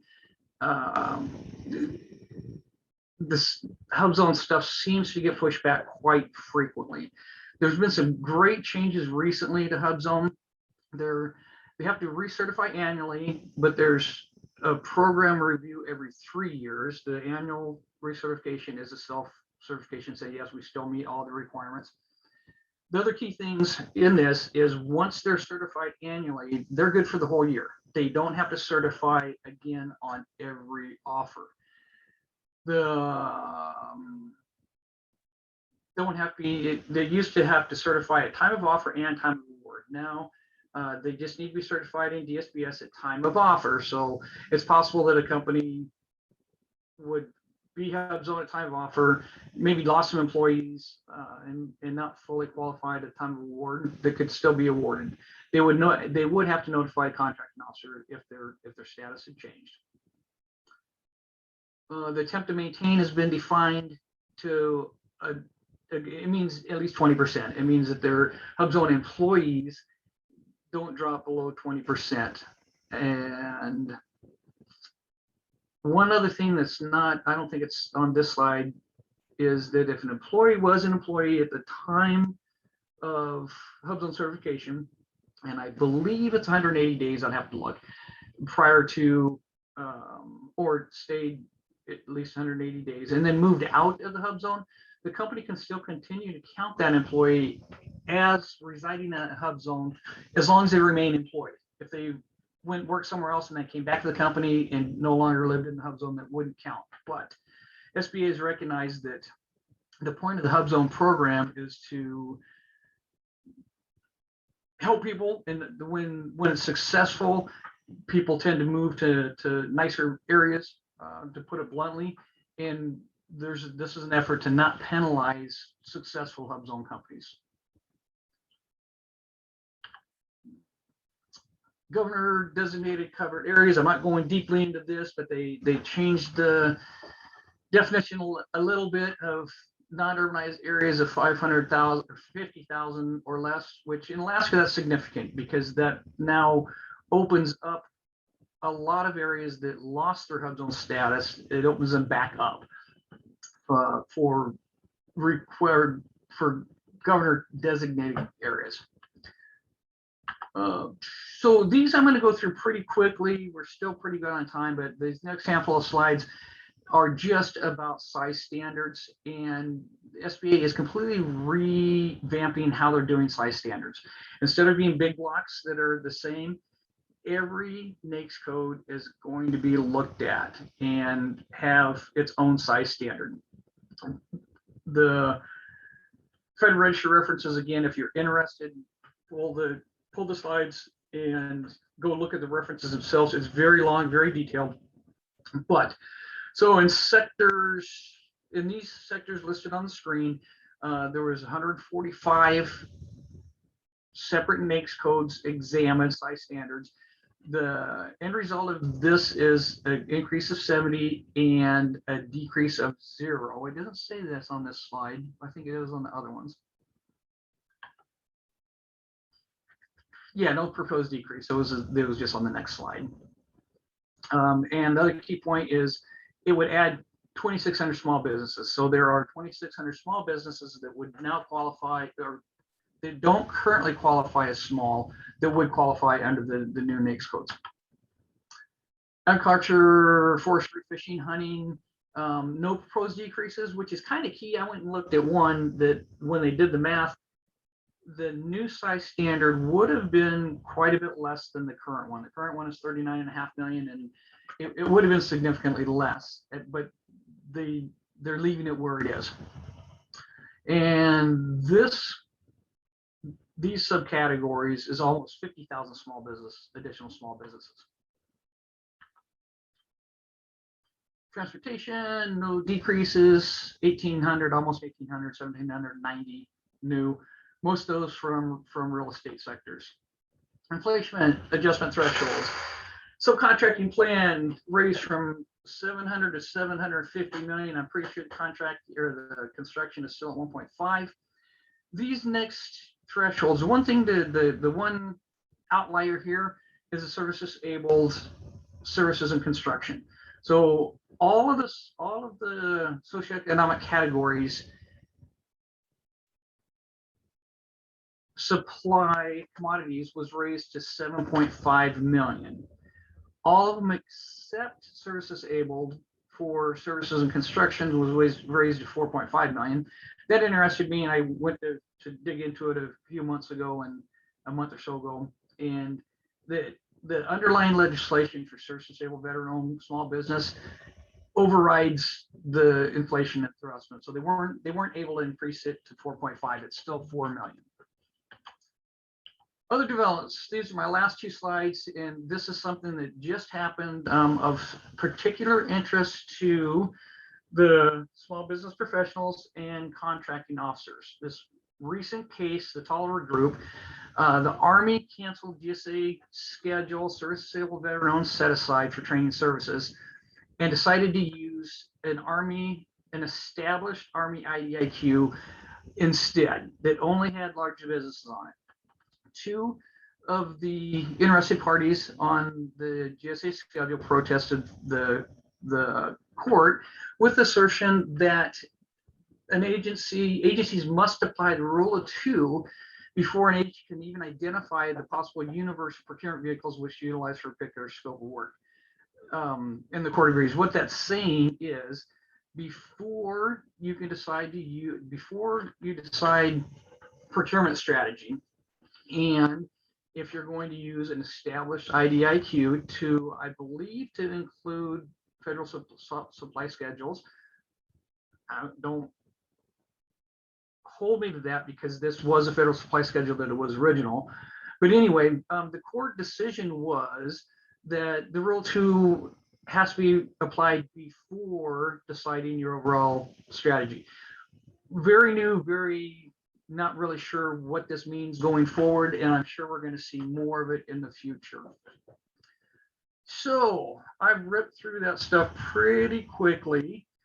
Is there any subjects either that I've already covered or anything small business that anybody would like to? Where can I find more on the SBIR program? It is at sibr.gov, I believe. Let me look real quick.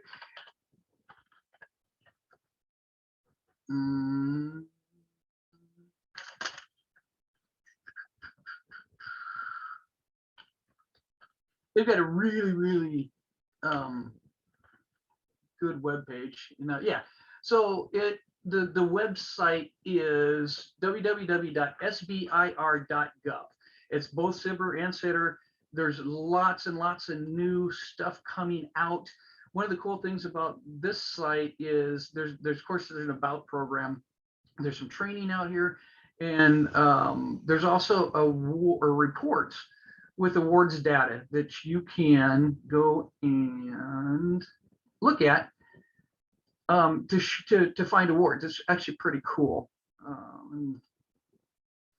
This is actually the website I was talking about. Actually, if I hit share, this is the SBIR website.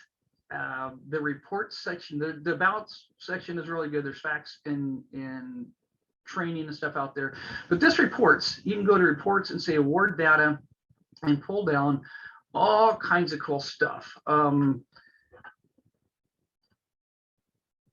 You can search for certain keywords and find out all these companies. There are 37 that have either a phase 1 or a phase 2 award for neodymium. They're magnets, the certain type of permanent magnets. I'm currently undergoing a training with this program, so I'm relatively familiar with it.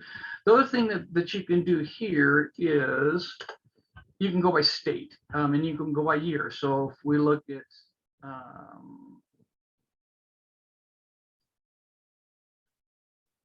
oh, and this is why, because it's went back.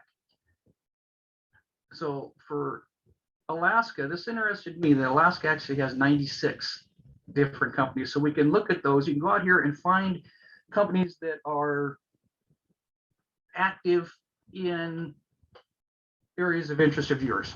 The SBIR program is pretty, it's different from much of what we do in federal contracting. It's all about research and development and new technology. It's not for established technology. Mentor Protege help. Let's see. Please advise if and how the Mentor Protege program helped to support goals when no SBCs are identified to meet the scope of work. So each agency, DoD agencies at least, we had the briefing yesterday from Navy that was really good, right, on their Mentor Protege. That's different and separate from the SBA program. So Mentor Protege and joint venture allows for small businesses to mentor with large businesses and other smalls for certain things. A good example is oftentimes it is under construction. If a company doesn't have bonding capability, they may joint venture with a larger business that does have the bonding capability to meet the work that's coming up. Hopefully that's a pretty good example, but essentially if there's no small business that are able to meet the scope of the work, but there's a partnering opportunity, that's how it's designed to work.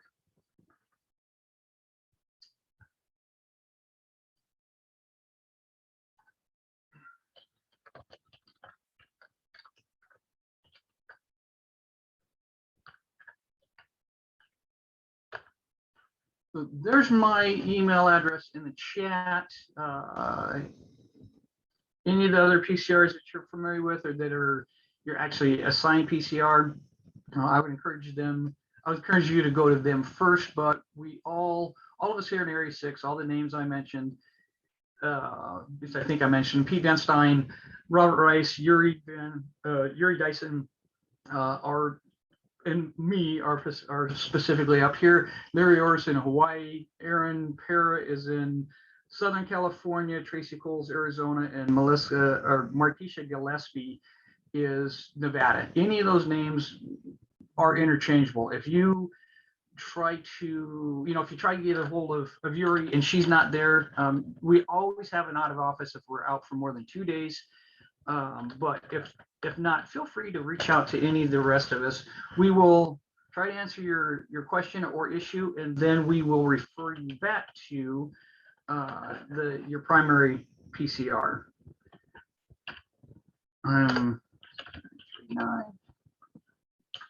So my email and phone number are in the chat box if anybody wants it.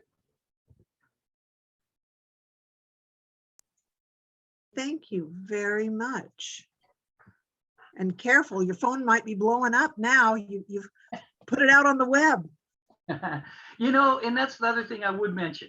SBA has a PCR roster. If you want to know who your PCR is, whether you're a small business, large business, if you're a contract officer, if for some reason you don't know, or you need to know the PCR for a different buying office, what's kind of unique about us is we're responsible for buying offices. So there could be a centralized buying office that is buying things for Alaska that I'm not their PCR. They're going to, if they're out in Washington, D.C., they're going to their PCR there too. So if you need to find out who a PCR is for a certain office that's not in our area, Google SBA PCR roster, and we're all listed there with emails and phone numbers.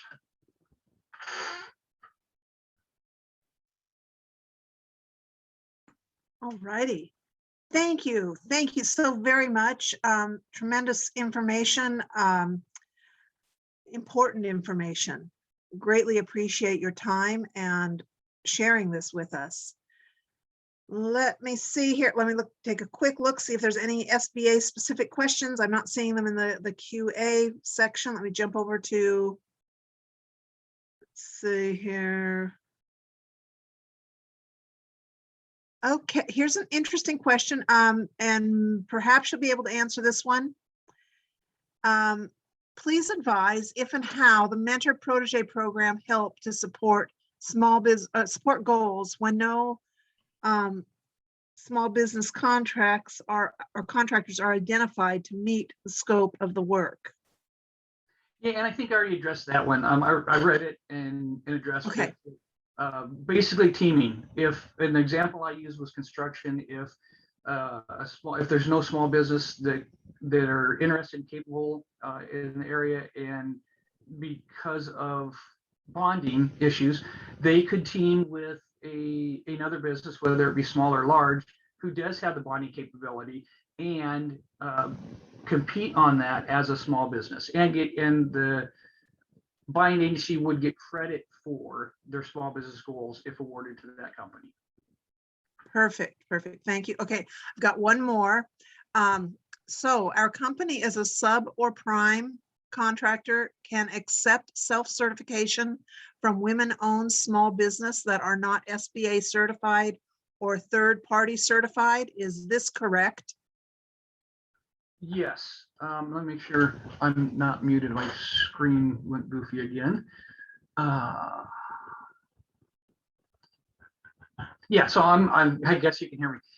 Yes, there is no requirement from the SBA or the government that a business is required to use either SAM or DSBS for self-certification. So in this case, a firm, if and it's up to the company itself if they accept their self-certification, and there's no reason not to unless you suspect fraud or something. But if a business certifies to another business that they are a women-owned business, the government would not come back and say, well, you didn't do due diligence. Some businesses do require SAM registrations, but there's no government requirement for that. And on top of that, the SBA requirement is not a requirement to be a subcontractor. They would get credit for first tier subcontractors as women owned, as long as they're self-certified. Thank you. Okay, another question came in. What is your take on multiple NAICS? Can the SBA approve an 8A set aside with multiple NAICS? Yeah, sure. So my take on multiple NAICS is it makes sense to me, right? And it probably should have been done a long time ago. If you have this big IDIQ contract and it's under one NAICS, but there's multiple disciplines or multiple items on it, you're forced to categorize those as the single NAICS that maybe doesn't apply for what you're really buying. So in the big picture, I think it makes a lot of sense to have multiple NAICS. Second of all, an 8A company can be awarded any contract for any NAICS. It's their primary NAICS that their BATs and RAPs are based on. Their annual evaluations are based on doing work in their primary NAICS code. So it doesn't require, it won't really affect. It may, their primary NAICS code is still where they need to have most of their work, or they'll get reevaluated and their primary NAICS change. But it won't restrict the work that they're being awarded, or that they can award. So another question I was taught, Sam, is registration is required for all suppliers who are listed on a subcontract fund. No, that is not true. And I would be curious where you were taught that, or where there's a reference to that, because I would like to look into that deeper. But my understanding and interpretation is subcontractors are not required to be listed in SAM. That may have been a business requiring them to do that, but the federal government does not require that. And I love people listening out there. Aaron is amazing. He's awesome. He's super. Aaron Parra is who we're talking about. He's in Los Angeles, is where he lives. The group of PCRs that I listed, we see each other once or twice a week on Teams meetings. We work very closely together. And when any of us has an issue or a problem or new things come up, we reach out to each other and discuss all kinds of stuff. So yeah, Aaron's awesome, as well as everybody else. Aaron's been around a little bit longer. Pete and Tracy have been around a long time too. Okay, thank you so much. Well, I think this about wraps it up. Again, thank you very much for all the information. Truly helpful, insightful, and good information for us to be able to take away and take back to the office. Let's see. We are, we're fashionably on schedule. How's that?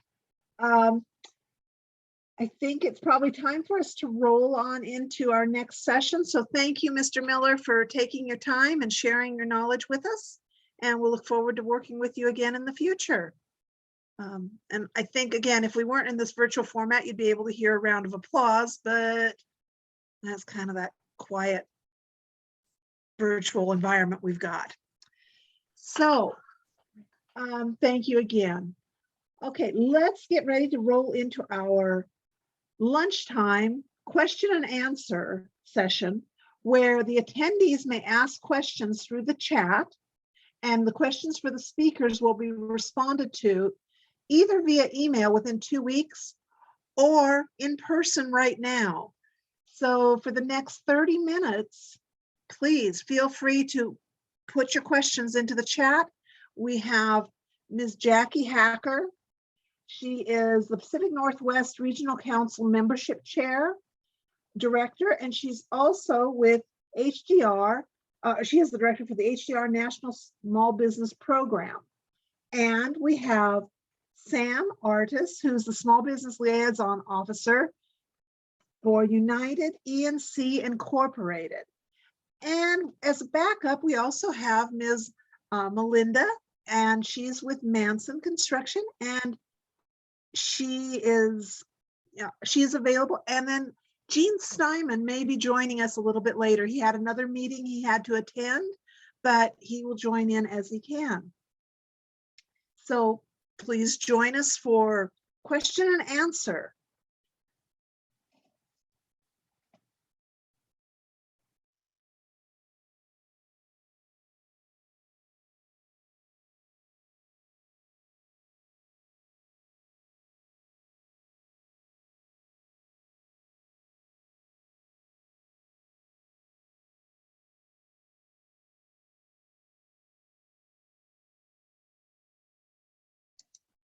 Oops, I think we went kind of quiet.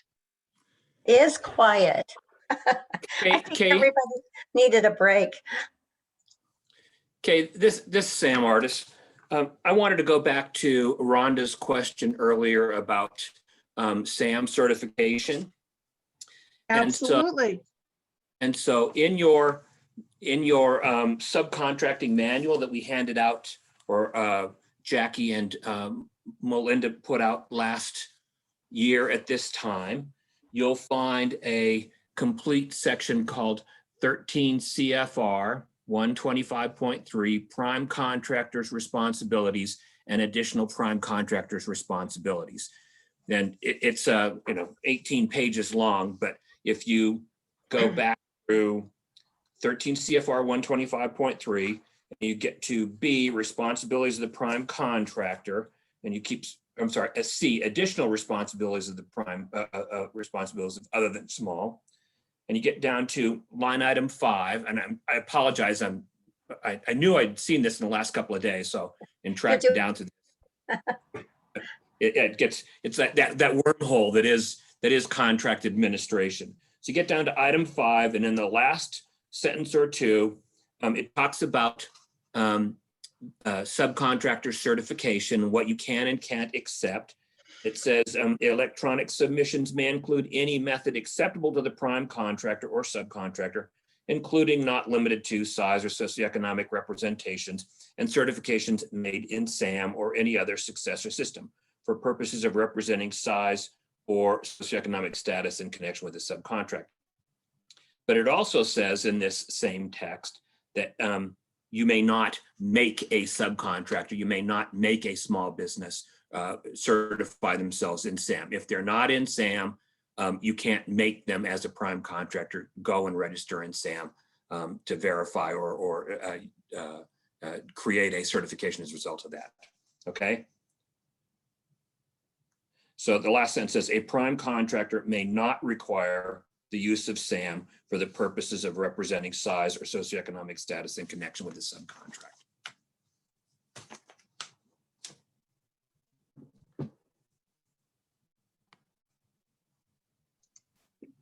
Thank you very much. Is there And the another crowd- question you guys would like to jump onto?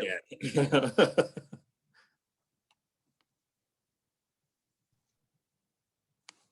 Tell you what, I'll go ahead and read a question off here. We've got, this one was addressed somewhat earlier, but I see Sam Artis would like to answer this question live. The question about if a prime uses a small business to do work for non-contract related work at their own office, does that count towards their small business subcontracting target?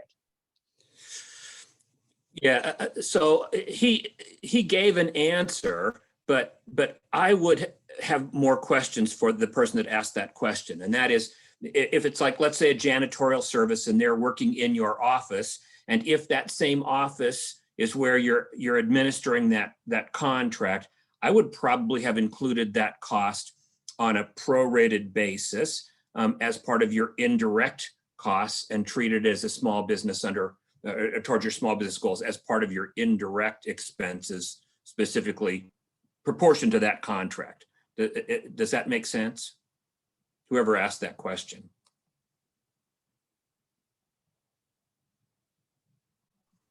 Okay.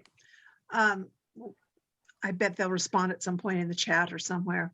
Okay. But in your next- subcontracting plan, you check a box that says were indirect costs included, or yes or no. And then if they are included, you don't have to do it on a semi-annual basis, but on an annual basis in your subcontracting summary reports, you can include your indirect expenses at that point. Yeah, once a year. Thank you, Sam. Okay, another Now- question. Oh, go ahead.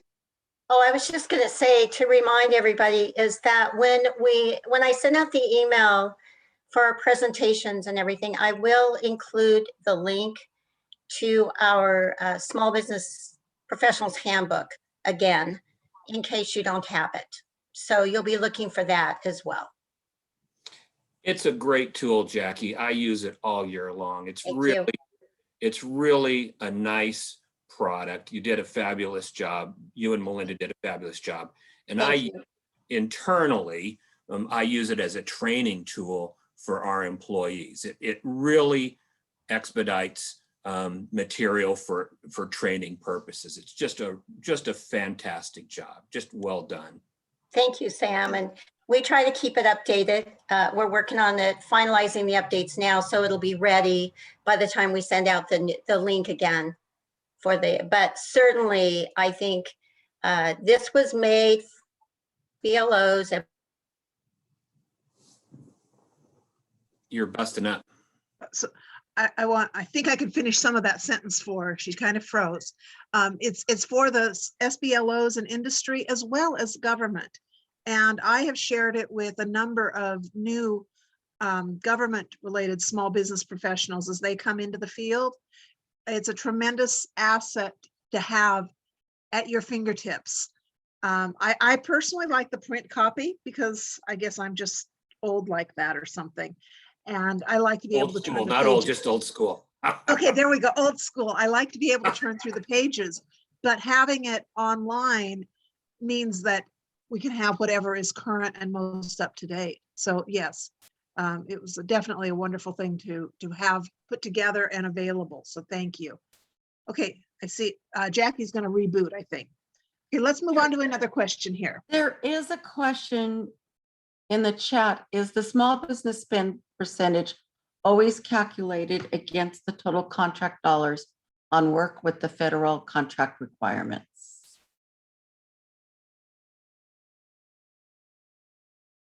Do you want to answer that one, Sam? So I think there was a slide that addressed, so are we talking about a subcontracting plan? Or are we talking about a participation or commitment plan? They did not state, and I guess maybe Okay, I can say the difference between right. versus So participation. in our first presentation this morning, that was one of the slides, and that is your plan, your participation plan, or whether they call it participation plan or commitment plan. It's calculated as a percent and dollar values of total contract value, total contract award value. And then when you do your ISRs, SSRs, your subcontracting plan, I'm sorry, your subcontracting plan is calculated as a percent of procurement value. So how much I always create a line item that says, how much am I self-performing? Set that aside. Then the second line item is how much goes to large business and how much goes to small business. And that becomes what I call the procurement opportunity pool. And so that's what I calculate my goals against in the procurement opportunity pool. Just hope that answers their question, but two different plans, two different approaches. Thank you. Okay, another question. When certain expenditures with team subs will be difficult, if not impossible, to present in a small business performance plan for an IDIQ MATOC, how do we address that when many CONUS-wide IDIQ MATOCs have so many unknowns at the time we submit a proposal for the prime contract? We don't know which task orders we will win, perform, or in many cases, where they will be located. That's, I'm going to take a swing at this real quick. That's pretty typical, especially in, I'm on the AE side.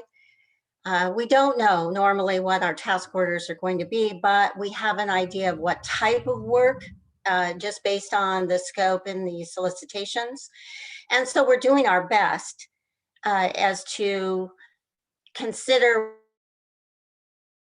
that we're going to do for that IDIQ. There are times that we don't get a couple of task orders and that we're not able to use a certain small business that we provided in our subcontracting plan, but that can be remedied to the government by telling them that in your ISR remarks, you know, that we didn't get this task order, this was the type of services that we had in the plan, and we ended up not being able to use them. So you're doing the best you can with the unknowns, but typically where you have done this work before, we kind of know the different types of services, or, you know, what that you are going to subcontract normally in that kind of work. I think that Jean brought up a good point that you also need a plan B.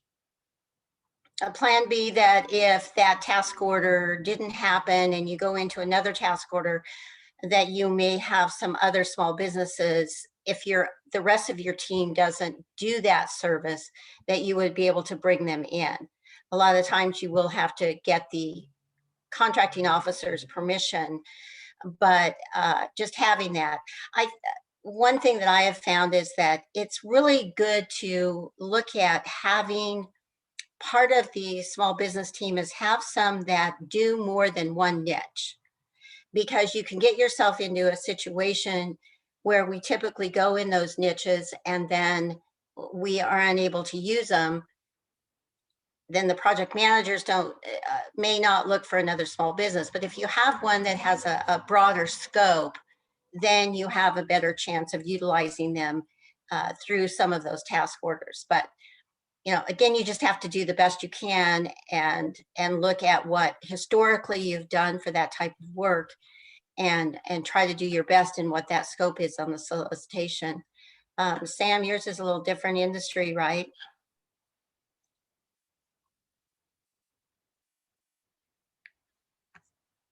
Can't hear you, Sam.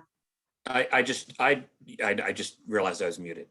I just footnote the daylights out of my participation plan and my subcontracting plan and any accompanying text. I just hammer repeatedly the fact that there are so many unknowns, and in the way the participation plans are, I'll list those subcontractors that I know for the task order or the initial assignment, and then I put another line item in there that is unknown or undetermined, and footnote it in the bottom and say, this is an IDIQ contract. You tell me what I'm doing in subsequent task orders and we'll address it then. But at this point, these are all the subcontractors that I can identify given the scope as I understand it now. And I'll put a dollar value in there. I've not had anybody come back and reject that, or have not had anybody come back and say that that's not counted against me as an evaluation factor.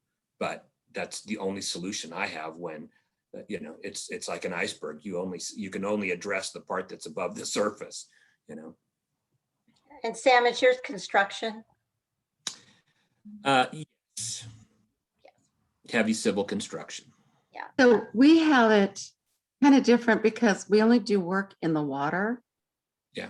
Some of our max, we've had a couple of them where it's a building, and there is no way we can construct a building because that's not our expertise. So just in case you ever are in a MAC type situation and you have a project where you know you cannot do that type of work, we actually have gone and put out requests for proposals to all the GCs we know that are small businesses to try to get them to at least quote to us. And at a couple points, we didn't have any quotes come in because they were so busy themselves. And at that time, then we send a letter of forgiveness to the small business deputy and let them know that, hey, by the way, and the contracting officer, this is who we solicited to. They all have responded that they're not available at this time and cannot quote us for this project. And can you please let us not be able to, just respond that it's okay for us not to be able to respond to this MAC proposal this time. And they've always come through for us. So there is times when especially when you're in a specialty like we are, you cannot respond to that MAC proposal at that time.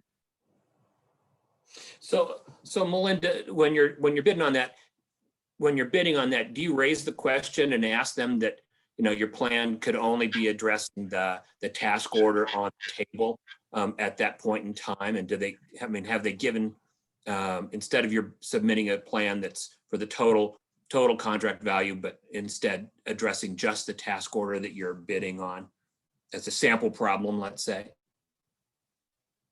Not sure if I understand the question, but we do not address in our the main proposal for the for the MAC or a MATOC. Okay. We feel that we at least have the opportunity for small business participation. When there is a building, we feel that hopefully we could get someone who is a small business to respond to us. We actually, which we were surprised because let's face it, we are just in water. We had to use the subcontractor in order to build a building. And we had two primes that's their specialty. We won the proposal and we went with it. We built a building and we just put our team out there to manage the building of the building. And the GC had control of the whole thing and they did well with their small business participation too. So we've won a building before and went with So it's a different creature, but Department of Energy, you're looking at a 10-year billion-dollar contract and they award dollars to you on an annual basis, right? But all you're expected to submit during the solicitation period is a subcontracting plan that relates specifically to the sample problem. And it's got its own very, very narrow dollar value. It's very narrow scope of work. And they don't expect you to bid on a 10-year exercise. They're just asking for your goals as it relates to that sample problem in the initial solicitation process. Yeah, all of our seed projects have always been water related. So it's been, we bid on that seed project, like you said, at the beginning there, and then you never know what you're going to win, what you're going to be bidding on after that seed project. And you have to address it each time. And do you raise it as a question, as a pre-bid question? I'm sorry? Do you raise the question on how to address that during the solicitation process? Yes, we have always sent in pre-bid questions in response to the RFP. And they always come back and say bid on the full amount. Correct. Yeah, you're always going to have to bid on the whole amount. So, and you have to address it in your ISRs because in our case, we don't know what kind of contracts we're going to win. And it's a different kind of expertise as far as small business participation goes. So you have to address it in your ISR, as Jackie even stated. You have to address when you're not able to make those goals, you have to comment as to why you can't make those goals.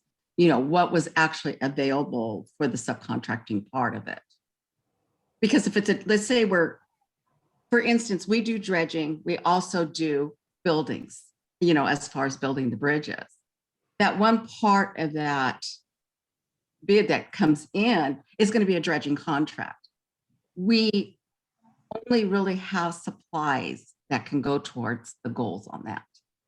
And so we're limited as to what we can do. And that's the small percentage of subcontracting dollars.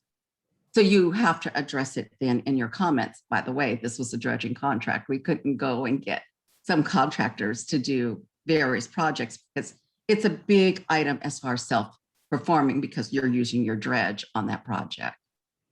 You've got the fuel that you're going to be subcontracting the dollars to the wire rope. So it's mainly supply related on that type of project.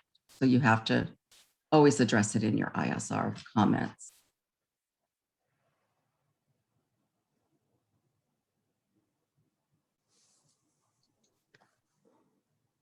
Thank you very much. Okay, another question here. How big a component in the proposal evaluation is the subcontracting plan?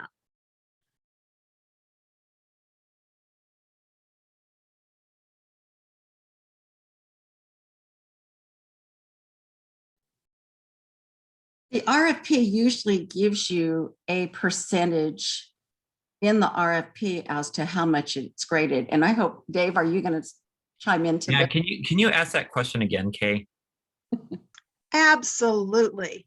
I was thinking we might get a government side on this one. Okay. How big a component in the proposal evaluation is the subcontracting plan? 0. We don't evaluate subcontracting plans. What's evaluated is the small business commitment document.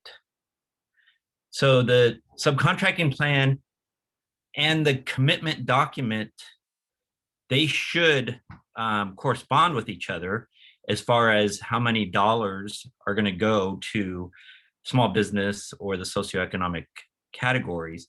But the evaluation is on this small business commitment document. The small business, or excuse me, the subcontracting plan is assessed, and if that particular company wins the award, it's going to be part of that contract award.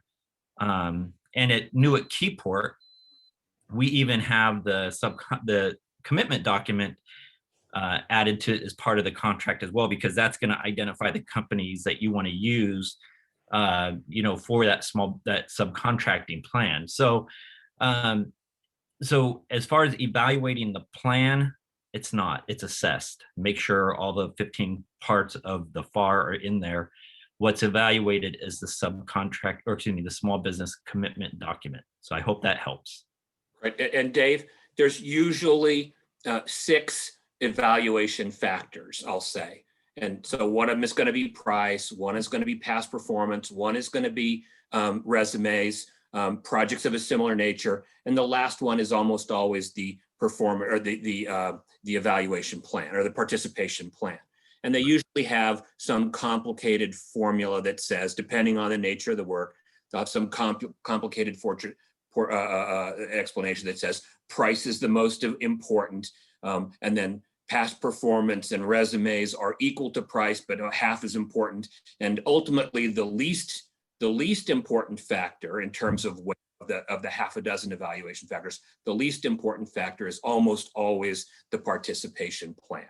But you have to go back into, is it section M? Where do they put the evaluation factors?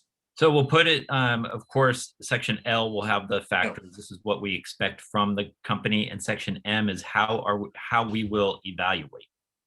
Okay, so it's imperative that when you're working on a proposal that you go back and you read L&M and you understand the weights that are assigned to all of the different evaluation criteria of that total proposal. And sometimes they just rip a chunk out of the proposal and they'll hand it to you and say, write your participation plan, and you don't have any, internally you may not have the visibility of what the entire document is supposed to look like and what the weight of the entire document is supposed to be. But you need to understand, how each of the sections are going to be weighted. And again, I use a rule of thumb that the participation plan is generally about 12% of your total evaluation weight. Yeah. Right. So, thank you. Sorry. Thank you. Yes. And I noticed that Dave calls it one thing, and then over in Army Corps, we call it participation plan. It's a document that is required in the proposal, it's not the subcontracting plan, but it's either participation or commitment. And yeah, just know that that's the part that will be included in the proposal part of the solicitation. Okay, let's jump on down. We've got another question here. ESRS is not designed to track goals properly based on the total contract values. For the percentage of total contract value column, the denominator will automatically be calculated using the current contract value, provided that FPDS&G for this contract contained a current contract value. Although the issue may not impact the final ISR, but any regular ISRs will be impacted by this. This is due to the obligated contract value flowing from FPDS to ESRS. But at the time of the regular ISR reporting, the prime contractors have only received the funded contract values. So it makes it appear as though the prime contractor is not achieving its goals that are based on the total contract value during the regular ISR. It's in the questions. If anybody'd like to take a look at it, came in at the time of 12:42.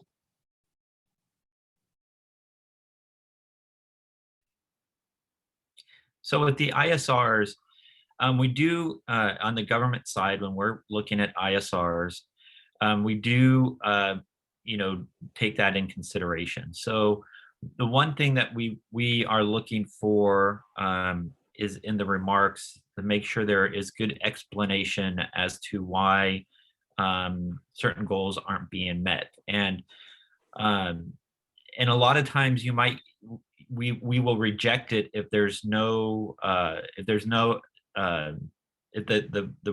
comments or the remarks don't reflect why goals are being missed. So it's really important to make sure you're saying, you put in your remarks, for example, we are, missing low on whatever veteran-owned small business because this part of the statement of work has not been exercised yet, or something such as, the company that we had planned to do this is no longer in business, and we are actively searching for by going to, these certain outreach events. So it's important to put some type of comment in there as to why, and that will really help you out. If you just leave it blank, or you copy and paste from last year's ISR, then it's most likely going to be rejected with a comment of, can you please explain further? So I don't know if anybody else has anything they want to add. I know the panel members are probably the recipients of those types of emails. So anyway, that's just how we do it on the government side. I know in one situation we had where it was a project that we had bid at the time, we planned to self-perform this portion of work. And unfortunately, we decided that we were going to subcontract it out. And what we did is, of course, unfortunately, in this part of the realm of things, it was only large businesses that did this type of work. So it obscured all my goal type for this project. So and you can tell me, Dave, if this was right or wrong, but the way I addressed it was I took it into the comment section of my ISR, and I told them that because we have subcontracted this portion out of what we were going to do as far as being the prime, we were going to self-perform this. If we had not subcontracted this out, this is what our goals show as being, without that sub in there, which showed them that all of our goals were made. It was just that this prime took, because it was 10 million out of a $90 million contract. So it really took everything out of context. Okay. So that's the way I had addressed that kind of issue. And I hope I did it right, but if there's another way, if you could suggest it, that would be great, Dave. No, I think that's perfect. As long as you explain why, there is a difference in your not in your goals. That's all they're looking for. They're looking for that good faith effort. So most times just having that explanation will show a good faith effort. And then you can also see if you can renegotiate the goals as well. I mean, that's also an option that you can do as well. So, like I said, the big thing is just painting a picture for the government to see that good faith efforts being made. So I'm going to ask a question just because it might be on some of the other SBLO's minds. Can you go in for a revised small business subcontracting plan because of the bringing in a large prime when you hadn't anticipated that you were bringing in a large prime? I would say yes, but you know what? Don't run with that. I want to definitely research that further and give a proper answer. Yeah, I wasn't sure, and I've always wondered that question. I've always just taken it whenever we've had a big discrepancy in our small business subcontracting plans, especially when we don't self-perform something and we can't find a small business in it. I've always used the ISR comment section for that type of issue. So I was just wondering. Yeah, well, thanks. Yeah, I'll look that up to give you guys a proper answer. So.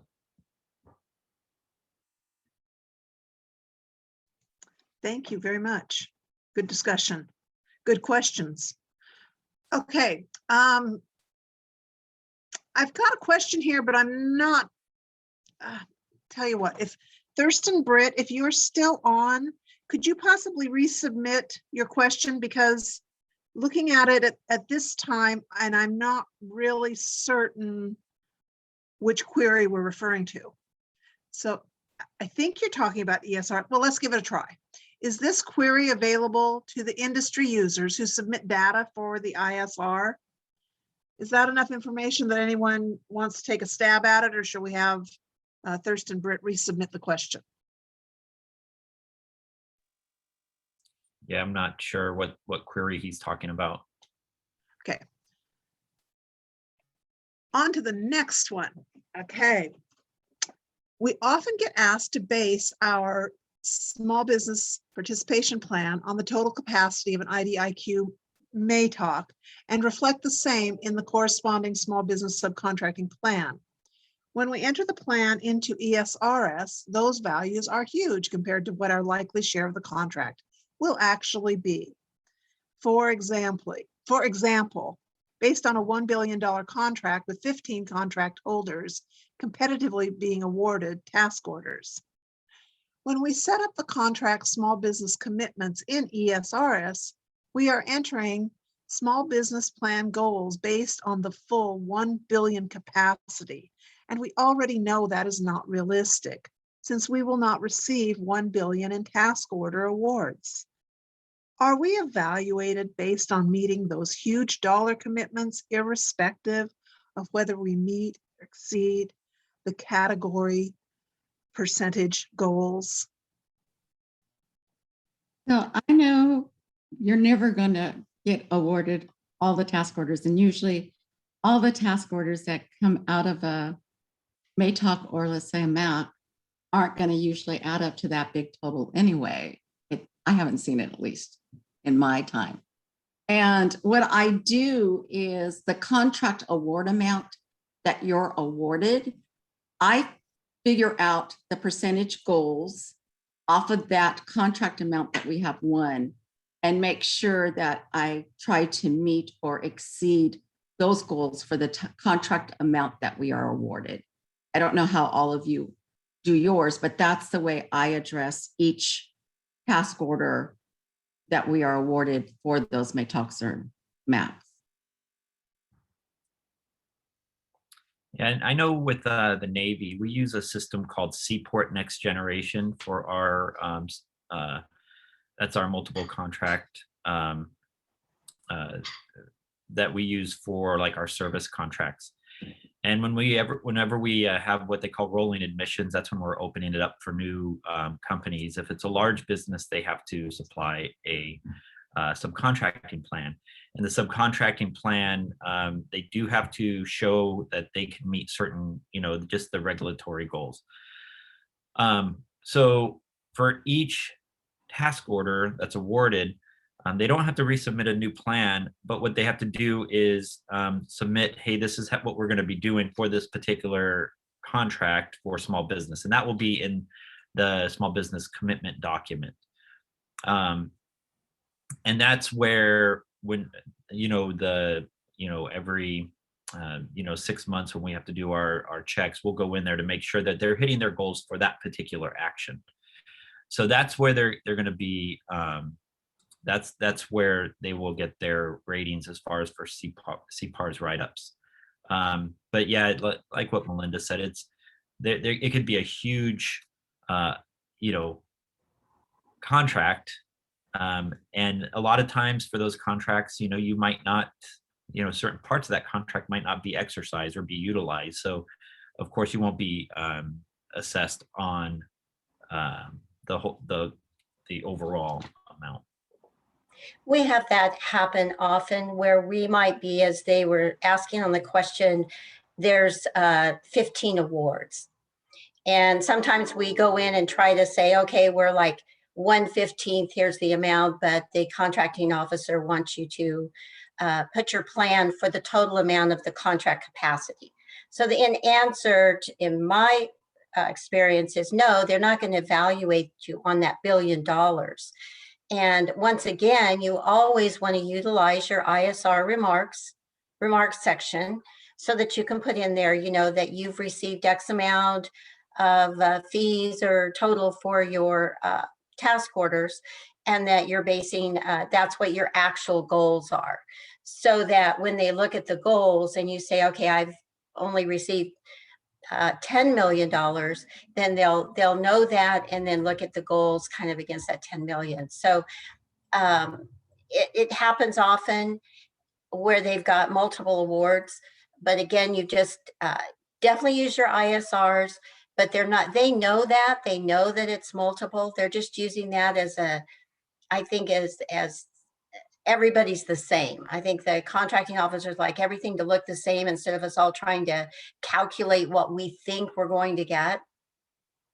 And so it's always based on those actuals, not actually on the whole dollars that's on the left side, but based on your actual dollars. So hopefully that answers your question. But I think we all have said over and over is you definitely utilize that ISR remarks to make sure that it's documented and you're following your portion of what you have contracted and received in fees, and then that your subcontracting goals are in compliance with that dollar amount. Hopefully that will answer it too. Thank you. Okay, I've got another question here. Regarding the small business participation plan in ISPs, we don't list small businesses by name, but on the form, it's asking for the name of the company. Is this practice standard to list the name of the company on the document, even if there's a chance we may not use them? Yes. It's standard. They want to see the names, and Gene mentioned it earlier in his presentation, is that they want to make sure that you've done your research and that you have identified your firms. And again, you may or may not, but when you're listing those, it shows that you have done your duties in finding those firms that are going to fit the scope or fit the subcontracting scopes that you're planning, you're anticipating.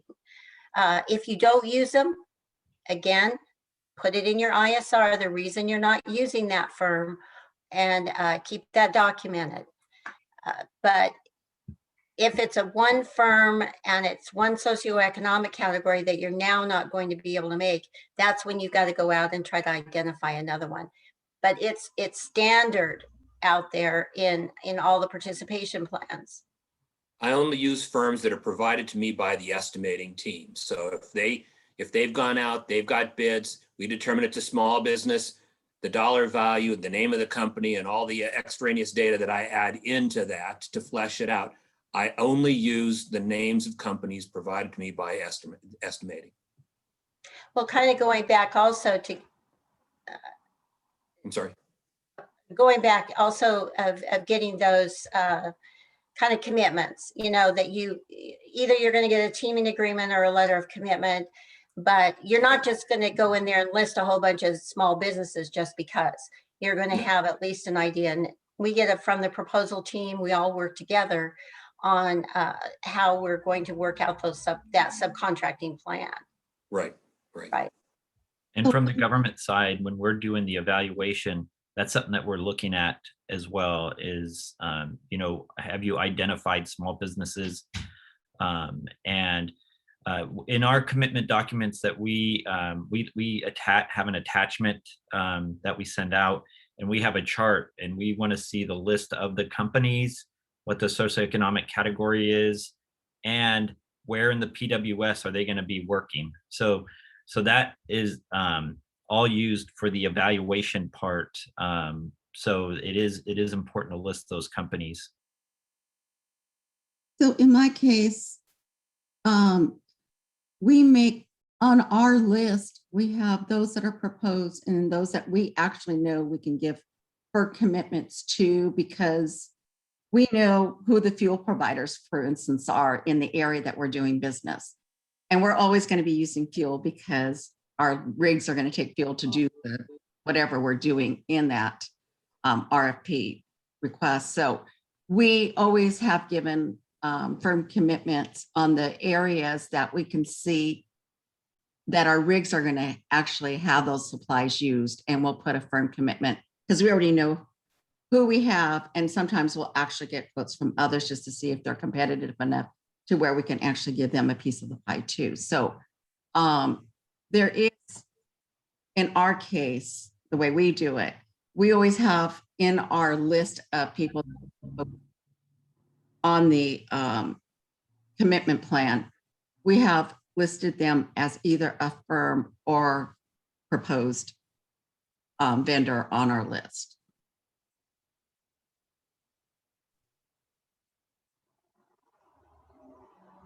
And that's really good when you do it like that, because as the small business deputy, I'm the one who reviews and I'm the one who writes the report that ends up going in that business clearance.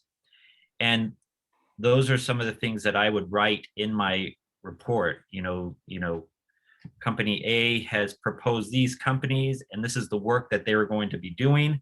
They have also, you know, have identified these other companies that could potentially, you know, come in and work on this contract. So all of that is really good to put in your commitment document.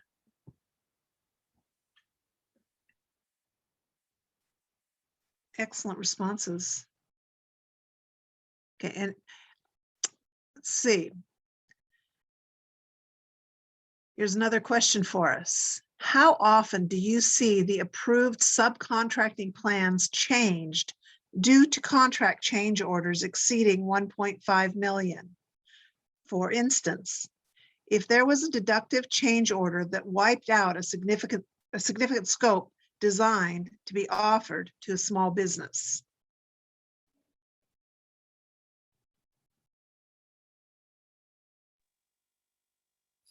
I mean, anytime there's a scope change, we have to, on the government side, we'll go to the contractor and just ask, are there new subcontracting opportunities because of this change? Because that's what is going to drive that subcontracting plan to change. And I would probably say 9 out of 10 times there are new subcontracting opportunities. I mean, the majority of the time, the contractor comes back and will say, yes, we do have these new opportunities and the plan is adjusted. And, you know, and it's that, I mean, to me, it seems like a simple way forward. Now that's on my side. It's probably a little bit more work involved on the contractor side because they have to make their adjustments to their subcontracting plan. But I would say for the most part, whenever there is a change, there is a change to that subcontracting plan. I honestly, in my years as a small business professional, I can't recall a time where the subcontracting plan didn't change when there was a scope change.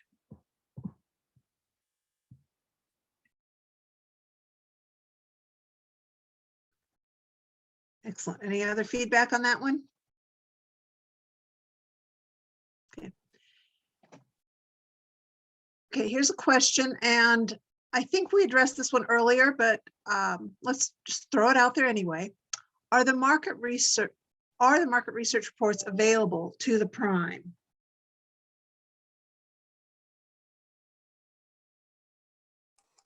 Flatly, no. You're on your own.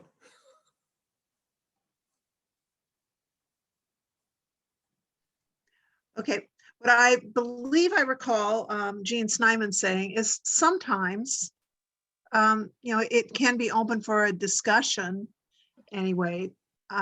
So it's probably worth asking the question. The worst that can happen is your response would be no. But if you don't ask the question, oh, Gene, there you go. You want to take that one? Our market research, Yeah, I mean, yes. you got it. I mean, it depends on what you're talking about. I mean, we're not going to necessarily just go out and publish the market research report, but that information is available for, especially if you go through the small business folks, in terms of, explaining what we have found and why we found it. So, for instance, I publish in the forecast that I send out the results of our source of thought. So, for instance, we'll certainly say that you've got, that we put out a source of thought, that we received, 5 small business responses.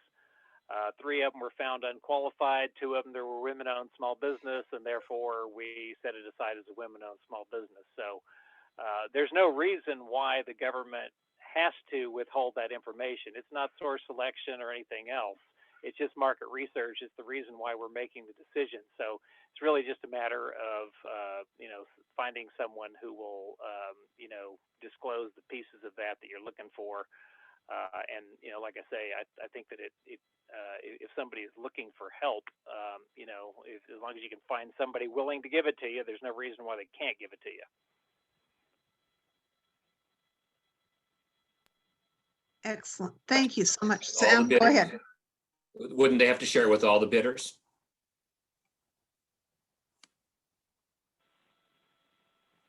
Ideally, yes. That's why I say I put it on my, I guess it depends on how, specifically what question is asked. But yes, that is the reason why I put it out on a forecast. So when somebody wants to know something, everybody gets the answer.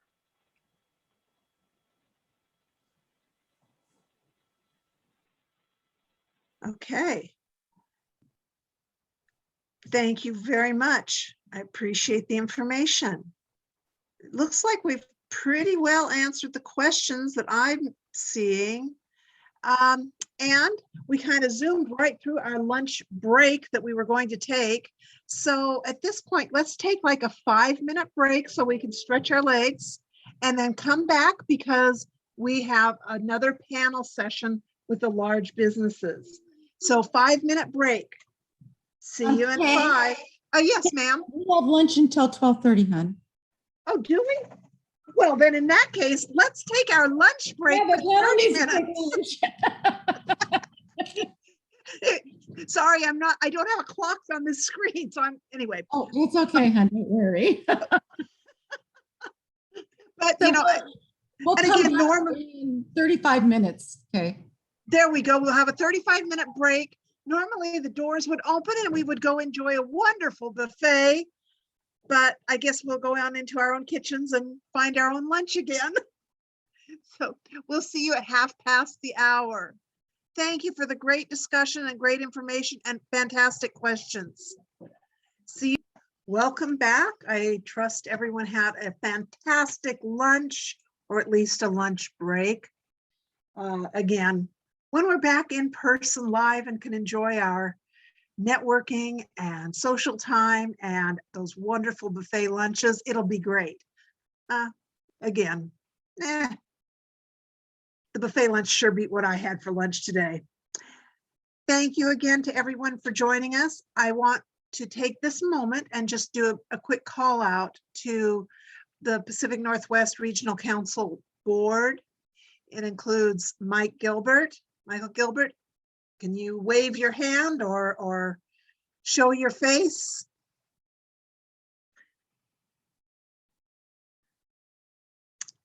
He's our co-chair. And then we've got Dave Waltz. He's our secretary, do all the odds and ends, keep us in line. Not sure if Dave can come online for a second and wave.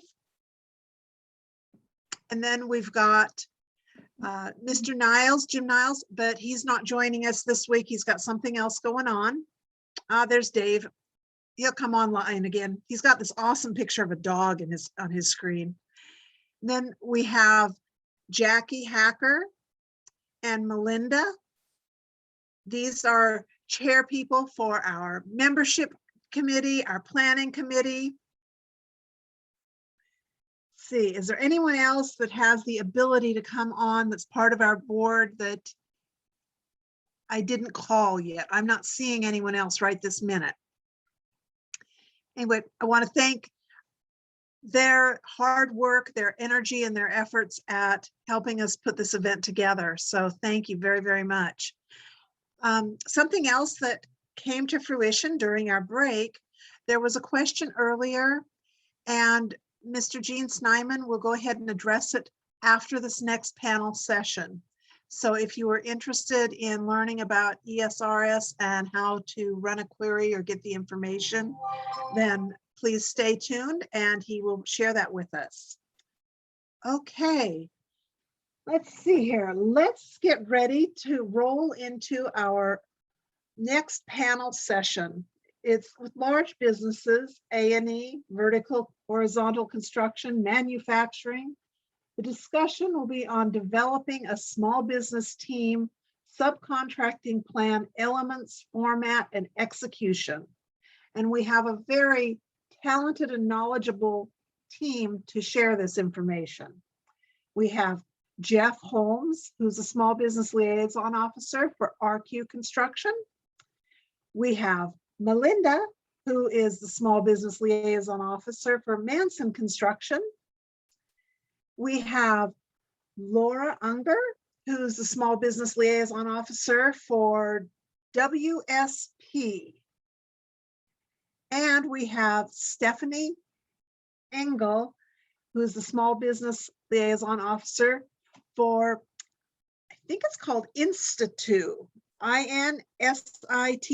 It is a Boeing company, and perhaps she can come live and correct me. Institu. Okay. I will turn it over to you to take off. We'll look forward to what you have to share. And one more thing before I sign off. I understand that Laura and Stephanie have some PowerPoints that will be shared. So we will watch for those after we hear from Jeff and Melinda. Thank you. Jeff, can you take it away, please? Thank you. Sure. Yeah, thank you. What a privilege to be a part of this distinguished panel here today. I just love having and hearing the perspective of other people and how they go about developing their small business departments and executing all of the things that we're required to do as small business specialists within our company. So just a brief background, I work for RQ Construction. We're a large general contractor.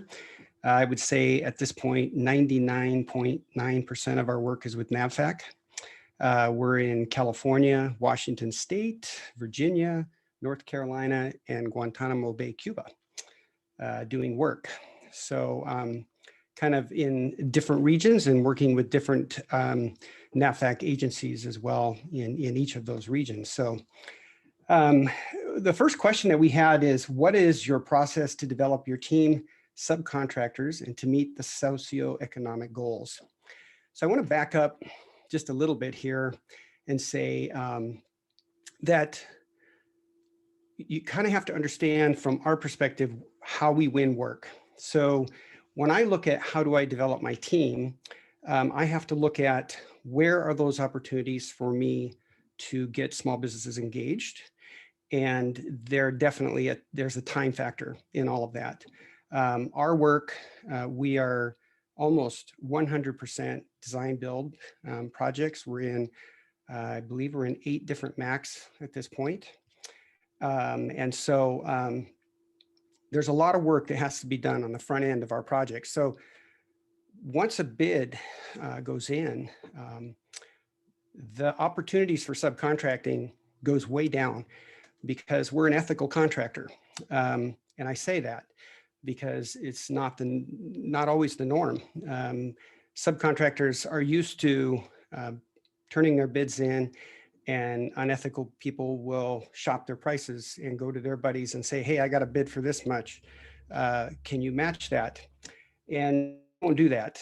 And so the people that show up on bid day and help us win the project are the people that get the call back when we're awarded the contract. So the way I look at it is my job is very front loaded. Now, it doesn't mean that there never are opportunities for a small business to come in later, because there's always eventualities. Perhaps we didn't have anyone bid that scope of work, or in the vetting process, someone wasn't able to bond, or their safety record was so bad that they would not be allowed to work on the base. So there are opportunities, but very much so the responsibility lays on me to make sure everyone that wants to and could bid on that work gets a bid invite and gets engaged with our estimating department as soon as we can, once we get a go on a job that way. So it starts sometimes a year or two in advance, because I'm doing outreach all the time.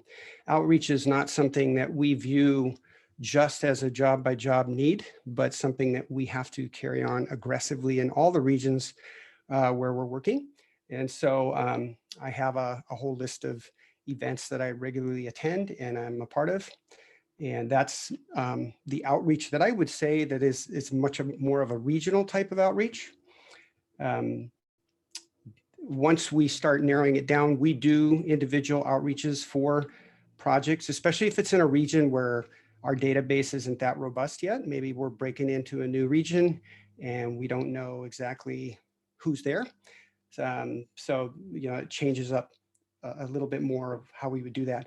I would say one of my biggest sources for help are the PTACs around the country. I can't say enough about how helpful they are and how good they are at helping us put on these events. Presentation software like this is not cheap even, but the PTACs almost always have them, and they're more than happy to host an event for you on their platform. So I would say my process is reach out early to the PTACs. We put the solicitations out on all the different platforms that are available, the subnet, the PTACs that are in the area, will have them advertise it as well. And we are fortunate, we have a really nice piece of software that tracks everything. So our database, we worked hard to build this database in each of our regions. The last time we checked, I think there was close to 10,000 different subcontractors in our system. On any given bid, we'll have at least anywhere from 1,200 to 2,000 bid invites that are going out to small businesses for the scopes of work that we're bidding. And we're able to, that software actually has backdoor analytics. And so we can track the engagement of the subcontractors. We see when they open up a bid invite.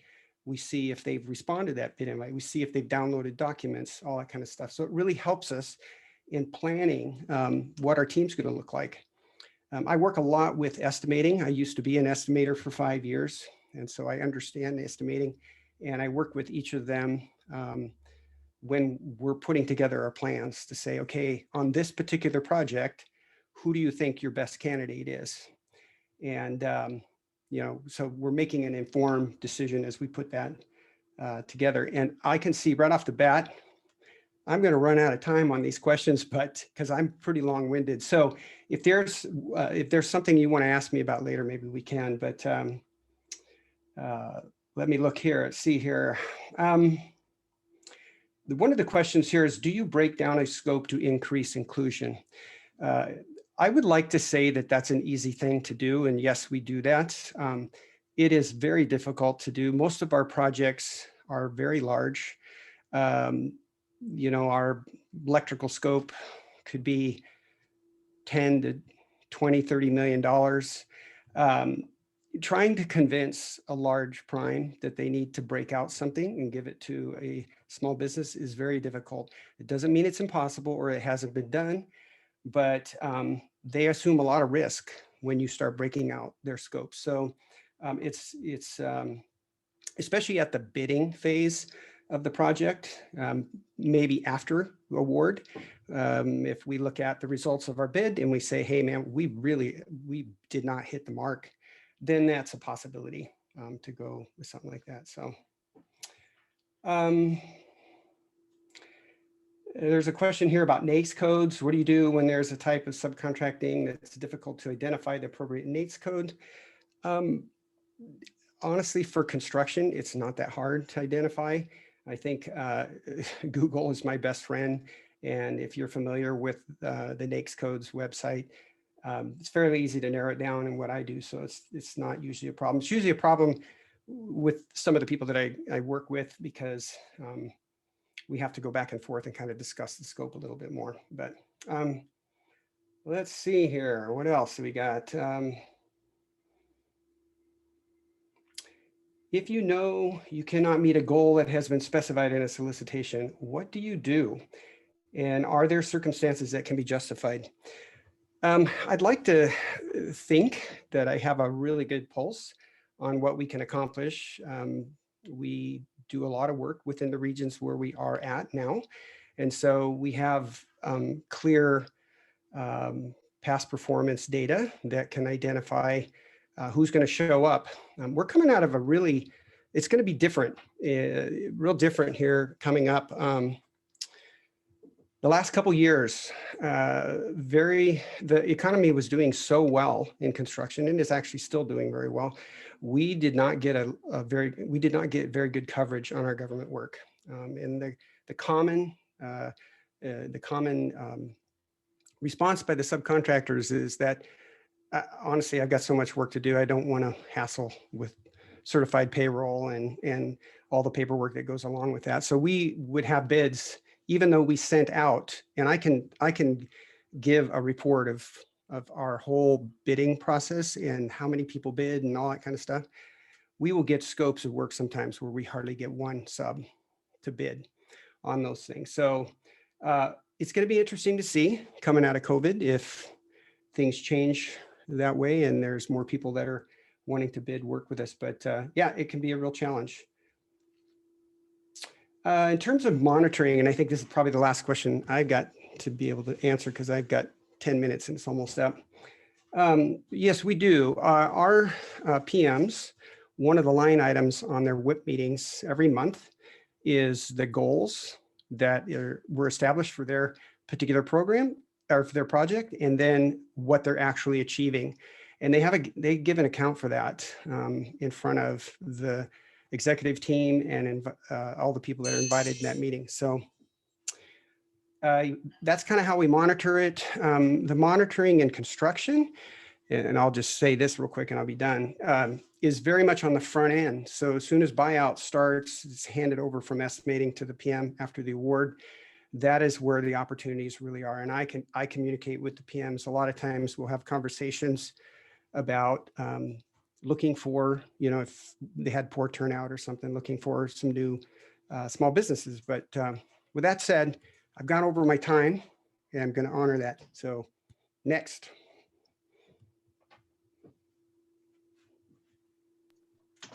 Thank you, Jeff. And oh, please, you have very valuable information to share. So I'm not sitting here with a timer that's going to go ding, ding, ding as soon as you've met your minutes. It's important we share our information that we've got. So thank you. You're welcome. Melinda, are you ready to step in? I am. Hello, everybody. And I've decided to do mine in a bullet type situation. So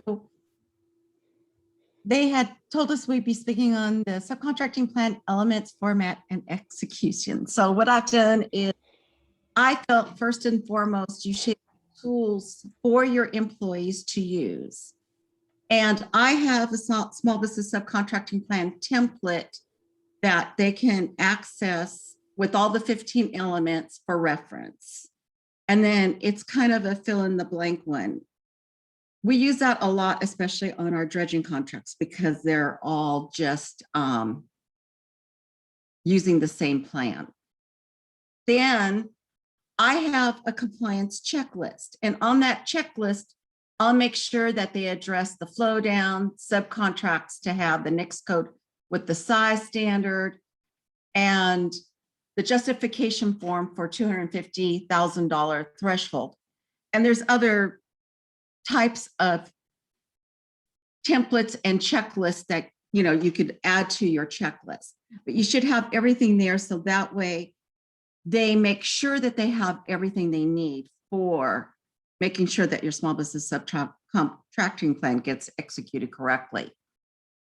I have a data sheet to compile the information. I use Excel, that's my preference. We put in that, we note the vendor's name and their contact information, their DUNS number, when it's available, NICS code for the scope. When one is vague, I find a few vendors who do that type of scope. For instance, we have SWIPs and those type of things that happen on our contracts. So I'll just look for a whole bunch of SWIP contractors. And then what I do is I then go to the NICS code and I find one that's really pretty common between all of them and put that NICS code in. And if I feel that that one is describing what I'm trying to put for that scope, then I will use that NICS code. Then I make sure that the estimator notes if they are quoting and what the quote amount was on that Excel worksheet also. Then you have to, for identifying the firms and the scope breakdown, the estimator gives a list of scopes to me. And then I also read the plan myself as far as the RFP goes, and I'll read what they see as the scope of work. And I'm going to add what I see that they might have forgotten, so I give it to them out there. They give me a list of who they would like to get quotes from so that I can look up and see what their certifications are. And then I add to the list, which they will send a letter for a request for quote. And also for breaking down the scopes. For instance, I'm going to use, it was kind of funny, he used electrical, and electrical is one of my favorite ones. And one of the things sometimes we try to break out of that is just supplies. And we will let the list of subcontractors know that are going to be quoting for electrical, they wouldn't mind. We have a list of vendors that we have done our market research with, because we want to get more participation in the inclusion of different diversity factors.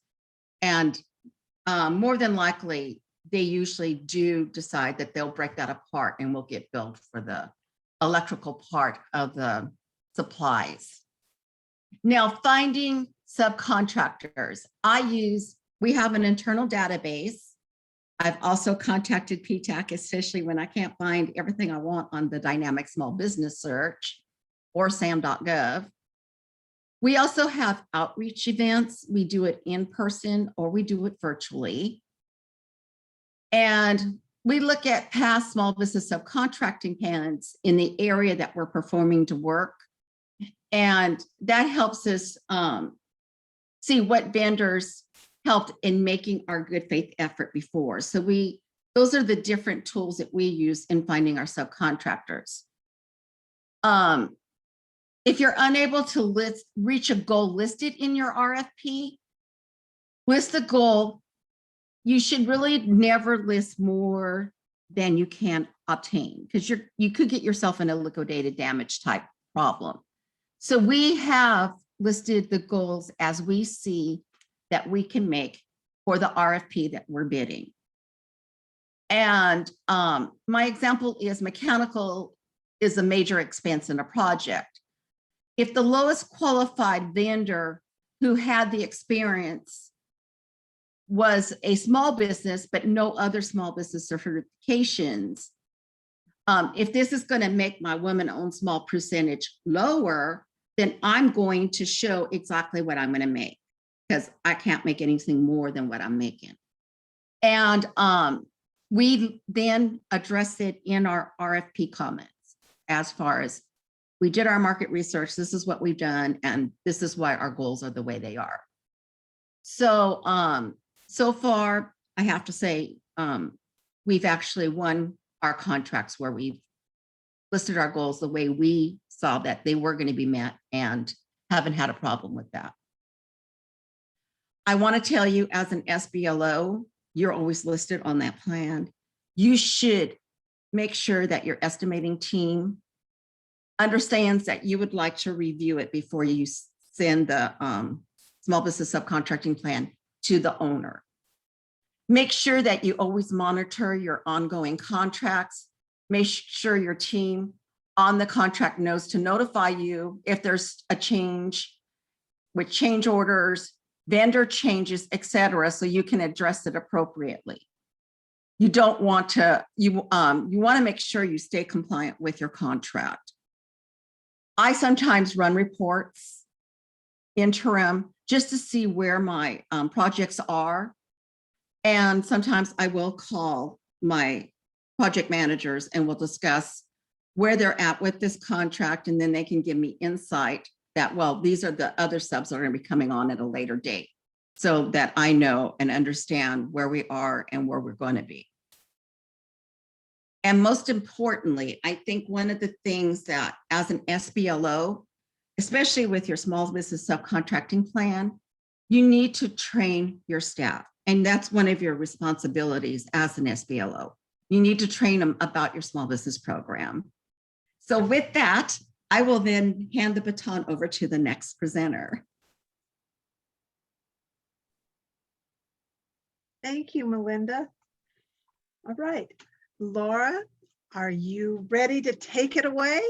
I am, and I don't have a PowerPoint today, so you'll just be hearing me speak. And I want to introduce myself and my company. So people might be hearing WSP and thinking she's with the state police. What is going on? But no, WSP, we are engineers, planners, technical experts, strategic advisors, construction management professionals. We design lasting solutions. We work in buildings, transportation, energy, water, and our environmental markets.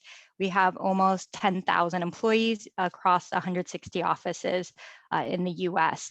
And you may be more familiar with some of our acquired companies. So in the Pacific Northwest, you may have worked with ABAM in the past, Lewis Berger, or Parsons Brinkerhoff.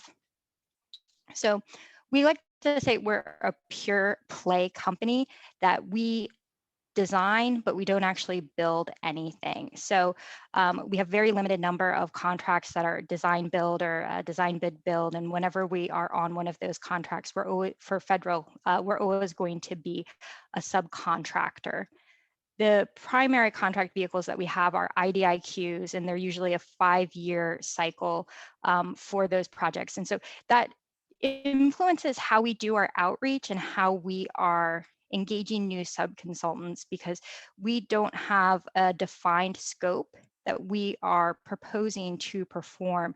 We have potential task orders that we might be performing depending what's going to be released. And so when we are preparing our subcontracting plan, when we're identifying our sub-consultants, we really need a broad bench of the sub-consultants who can support us. So we're constantly doing outreach because of that, because whether it is an existing project that we have that we may need to add a sub-consultant on, or we're thinking in the future for what's coming down the pipeline, even if it's 5 years down the pipeline for a recompete, who can we bring to our team?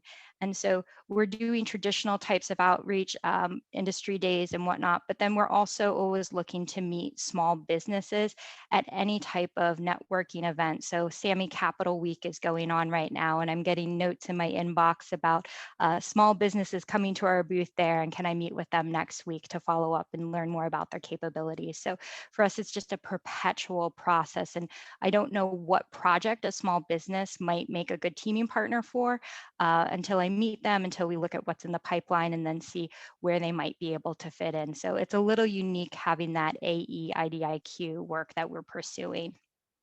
And so one of the other things, having a lot of recompetes for us as well. When we're building our team, it's looking at who supported us on our plans in the past. That sometimes gives us a good idea of who might be able to support us going forward, and then always adding to that. So last week I was working with a team who was just awarded a contract. They've been doing the same contract for 20 years, but a recompete. But they were low on their hub zone and their VOSB participation. And so we were happy to be able to add additional subs in that area based on knowing what kind of work has come out and knowing that we really needed to make greater effort to subcontract to those socioeconomic categories. What we're using to identify subs, just like everyone else, the dynamic search, working with PTAC. WSP has its own supplier registration system, so I'm looking there to see if we can send solicitations. And then sometimes if we have a task order where none of the subs named within our subcontracting plan are able to perform that work, and I'm striking out with some of the other resources, I'll even go to a state system. So Washington has the OMWBE directory, and they have the WEBS directory for vets. If it's something like a small piece of survey work that needs to get done so we can design something, and I'm not finding anyone in a federal database, I'll go to that state database to reach out, because it's very likely that a firm that is in a state database is going to be at least a small business, but they might have some other socioeconomic categories that will get some participation there. So I try to be creative when I'm looking for subconsultants that way. Now, breaking down the scope to increase inclusion, I think one of the things that Gene mentioned earlier today in his presentation was about getting that redundancy. And so that is one thing that if we have an area that can't really be broken out, it's something maybe very technical where it's not efficient to further break that out to have it subcontracted, we're at least going to look for redundancy, especially if there's multiple AORs that we're servicing under a contract. We want to make sure that we have small businesses who are going to service each location, or if it's Pacific Northwest, but we have multiple installations, seeing if we can have a preferred subconsultant for the different installations within that area. So just trying to get creative to see, can we further break out that participation? And the redundancy is really helpful. So I know that we had one proposal that won in 2019. And then last year it finally got awarded, and we were going to put together our small business subcontracting plan. And unfortunately, due to COVID, 2 of our subconsultants, one was HubZone, one was SDVOSB, they had gone out of business. And so having redundancy built into your plan is really helpful if your subconsultants have something unfortunate like that, or if they have a great success story where they're at capacity and by the time a task order comes out, they're not able to support our project because of that. Knowing that we have another sub that we can fall back on right away, that's already, their rates are approved and that they can get to work on a task order.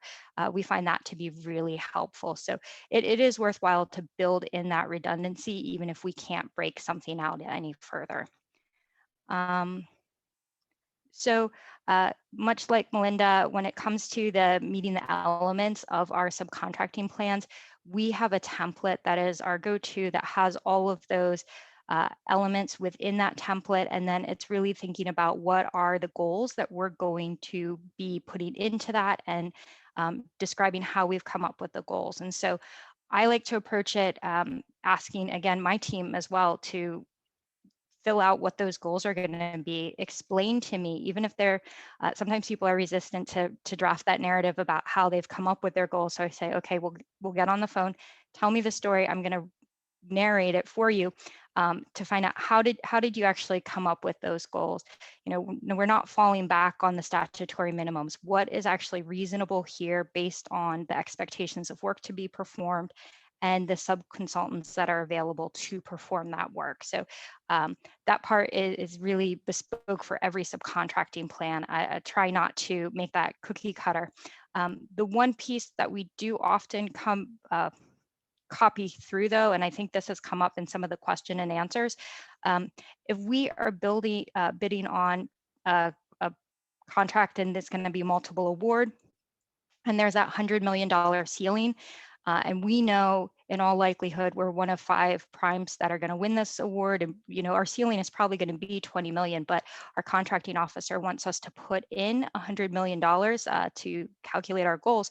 I put in a statement and I do explain that the goals are calculated with the overall contract value of $100 million because that's the program ceiling, but it's very unlikely that our task orders are going to reach that ceiling. So while we will be striving to meet the percentage goals that we're putting into the subcontracting plan, the overall dollars that we're attaining, the payments, are probably not going to meet that. So that's one way that we address it, is we're just very upfront that this is representing the program ceiling, but that's not where we're going to be based on how the dollars are going to be issued through the task orders.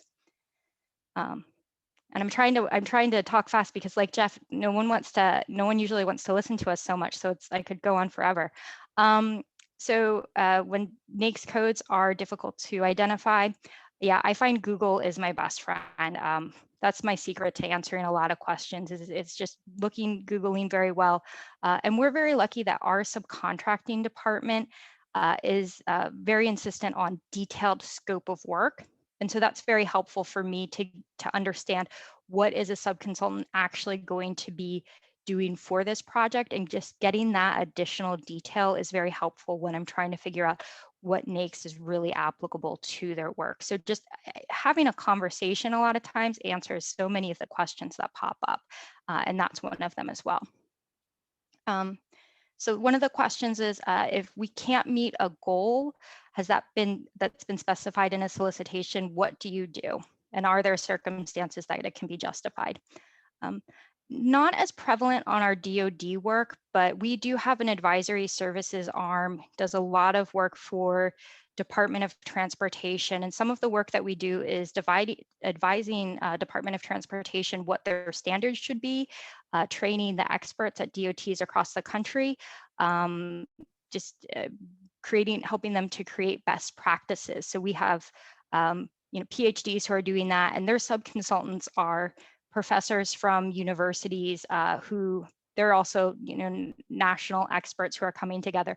So a lot of times we can get decent small business participation on those contracts because it's individuals who are really our independent consultants, but it's very difficult to get a lot of the socioeconomic category participation. So in those circumstances, yeah, there are some times, but that we can't meet the goals. But I think really very often having a conversation with my teams to talk about what scopes of work are available and to look a little bit harder. We're often able to find teaming partners, but it's case by case. So we have had subcontracting plans that have been approved with less than the recommended minimum goals, but I always need to push back, and I always need to find why, and I always need to have my team clearly spell that out, and we include that information in our subcontracting plan when we're talking about how we established our goals, to explain why we weren't able to find a specific socioeconomic category or meet the small business goals or whatever the case might be. Monitoring the plans, I think a lot of the same things that are being said. One of the other ways that I kind of secretly monitor is, in addition to doing small business reporting, I do our FAFATA reporting. So that gives me a good view into when our task orders are getting issued and who subcontracting dollars are going to. So it's just any tool that you have available to yourself. I think SBLOs tend to be so savvy because we know we have to sometimes do some of this on our own.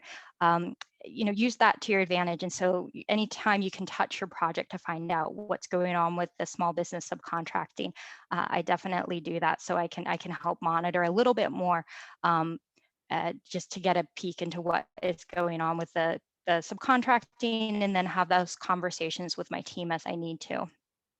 And what am I doing towards subcontracting plan compliance?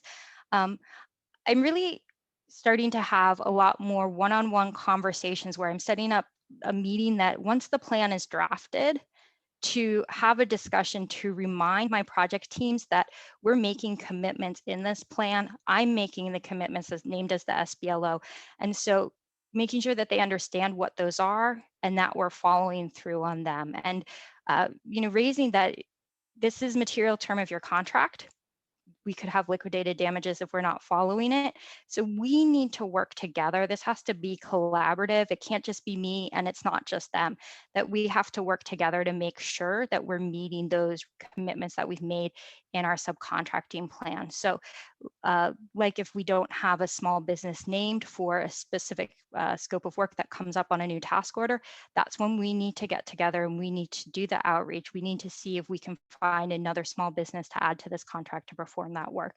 So just having a candid conversation, but making that specific to that topic, not trying to kind of make it an afterthought into something, because I think it's been emphasizing with my project teams how important that is. And then one of the questions, the last question, is about conducting outreach events for specific subcontracting requirements.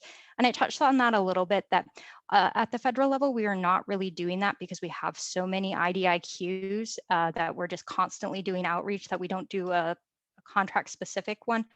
But helping some of our teams on the state and local level, we've been transitioning to doing some virtual outreach events. And so some of those have been pretty successful. We've been using Zoom, and we've been using the breakout rooms to have one-on-one networking opportunities within a outreach event. And so that's been really nice because we've missed that face-to-face networking, and it's the next best thing when we can put people in a room together and they get to have one-on-one time to network. And so we've done that in a few locations. It's pretty time intensive, labor intensive to run it. But if anybody has any questions about that, I'm glad to talk to you about that, offline. So I will turn it over to Stephanie. Thank you so very much. All right. Is Ms. Stephanie available? Hello. Just to give you guys a little bit of information about In-Situ, we're a UAV company, unmanned air vehicle. Our production facility is located in Bingen, Washington, and we're a subsidiary of the Boeing company. We design, develop, and manufacture UAVs primarily for the DoD, and I handle between 45 and 50 ISPs during any given reporting cycle. So there has been a lot of really good information from the previous three speakers. So I'm just going to scroll through real quick and see if I can add in any new little nuggets of information. I do have a SharePoint database that we call it our potential supplier database, and we use that to gather anytime I get a referral, or our competition advocate does, or any of the buyers.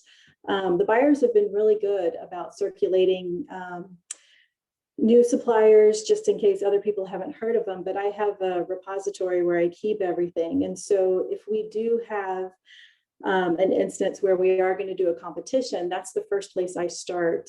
We like that idea just because the people have shown that they're interested in us, right? They have reached out to us first. So that's usually my first place to start. And if I am not completely satisfied with that list, then I'll go to the Small Business Dynamic search. Sometimes I reach out to the PTACs. I get a lot of really great suggestions at our conferences, and that's been one thing that's been so hard the last year is, the one-on-one, when you're speaking to people at lunch or maybe even dinner afterwards. That's where I've been able to get a lot of really good leads that we've been able to use. So, so that's been good for us. One thing I wanted to mention, if you are starting out and you need a template, what is it? The professional desk guide that we got at the last meeting, there are templates in there. That's a great starting point. And then also, if you Google DoD subcontracting program, basics of subcontracting, that has got a lot of great information. On the second page, it lists out the 15 elements, and those 15 elements are required. Your customer is going to go through their checklist and make sure that all of the elements are listed. So that's just a great, it's just a great resource. So those two things would be a great thing to get you started.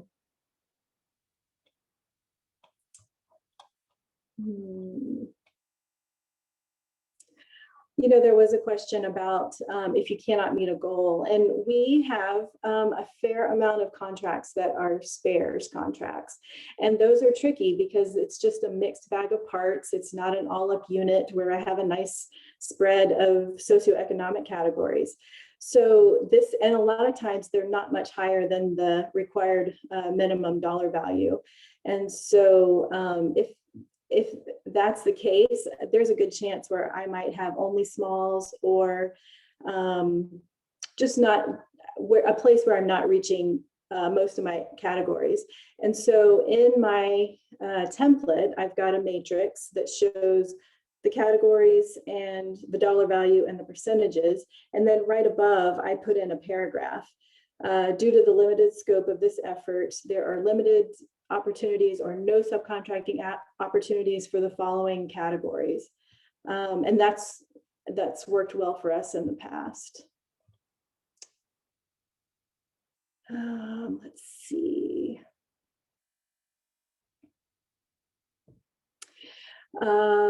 So how I monitor my performance plan, I'll go through and review actuals. If something looks off, I usually start with the PMs or contracts. Our contracts are pretty straightforward. So a lot of times if I do have an issue, it's maybe the period of performance has changed, or a part number has changed, maybe an addition, or they've changed it up to where we need a new supplier.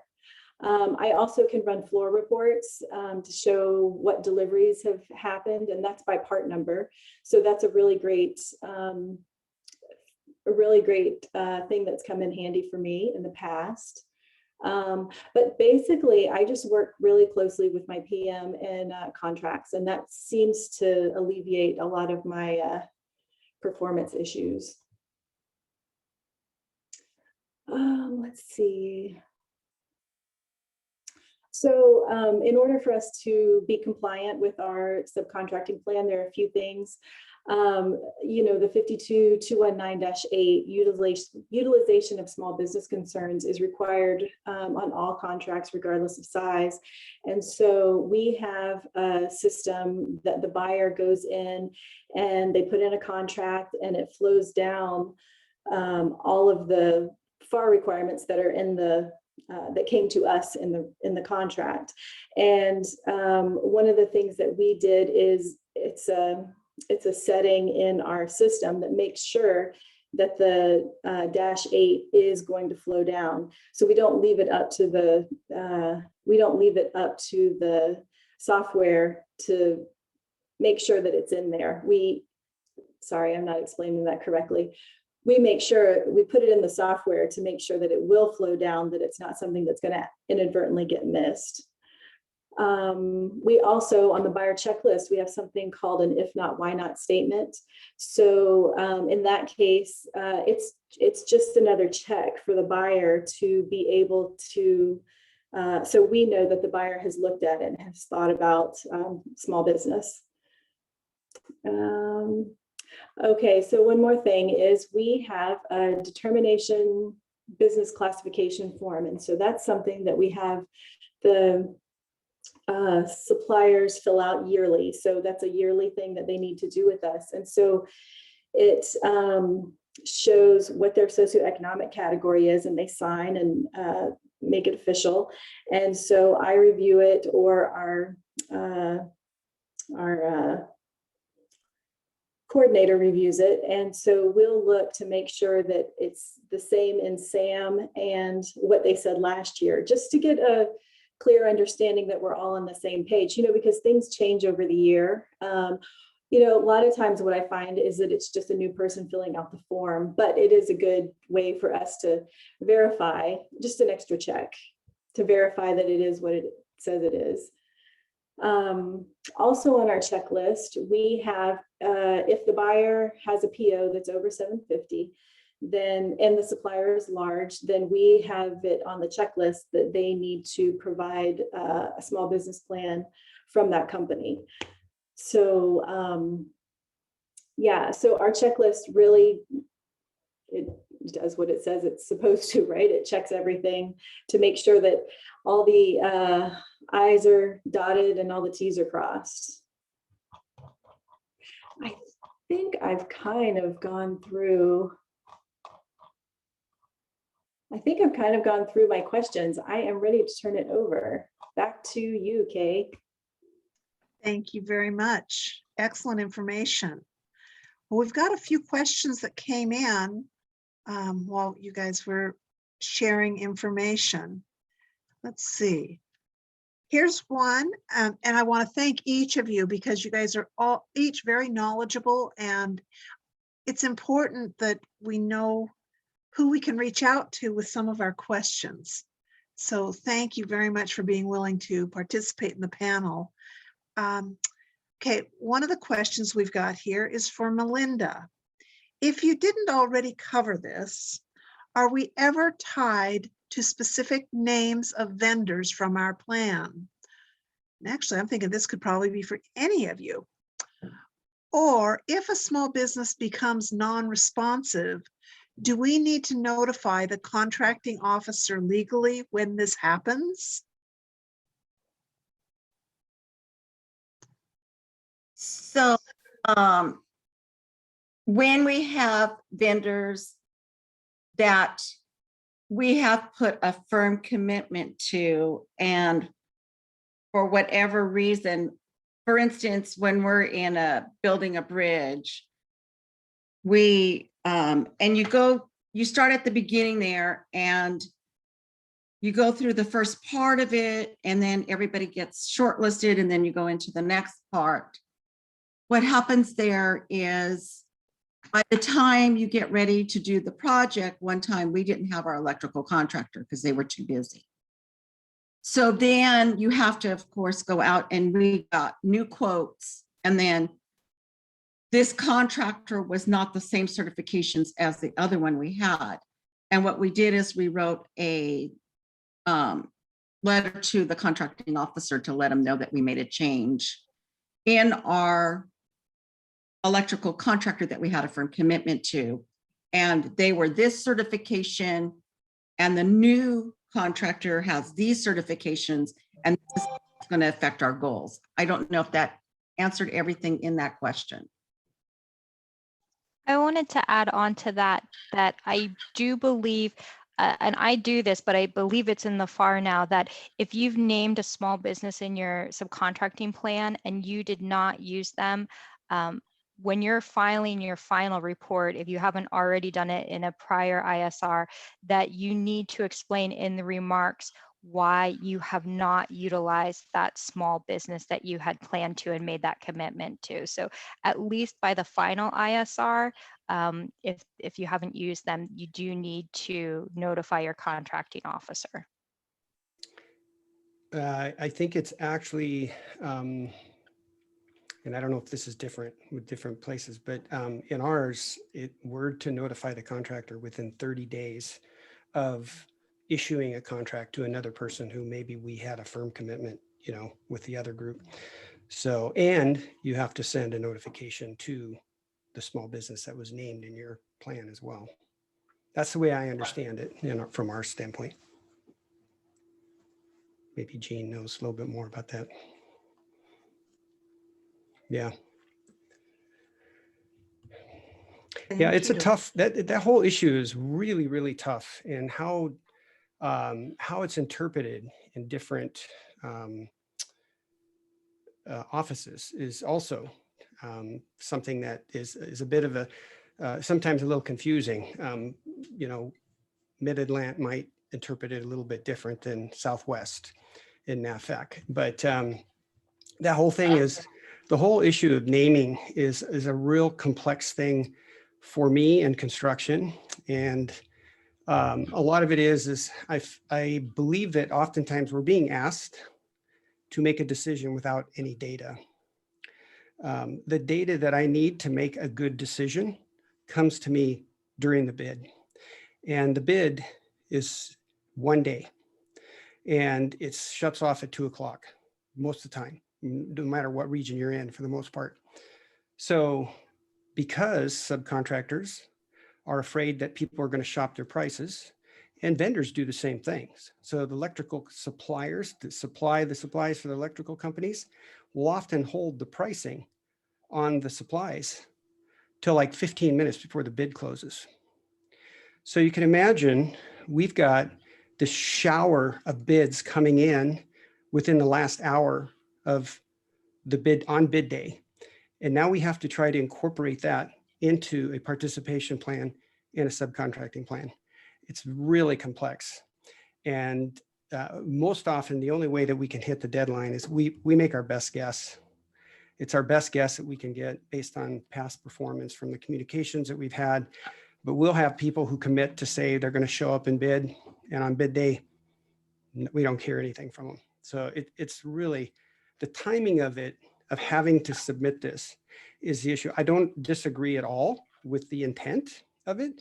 I think it's great to make commitments to things, but I think oftentimes it's premature because we don't have that data yet because of the way the bid develops. So I don't know if that makes sense to anybody else, but those of you in construction probably feel the pain. Thank you, Jeff. Mhm. Thank you to each of you. Yeah. Okay. Next question. Is there a specific template that we've ever shared or passed out showing the scope that was let and who bid, who was awarded, that the government likes to see for a good faith effort?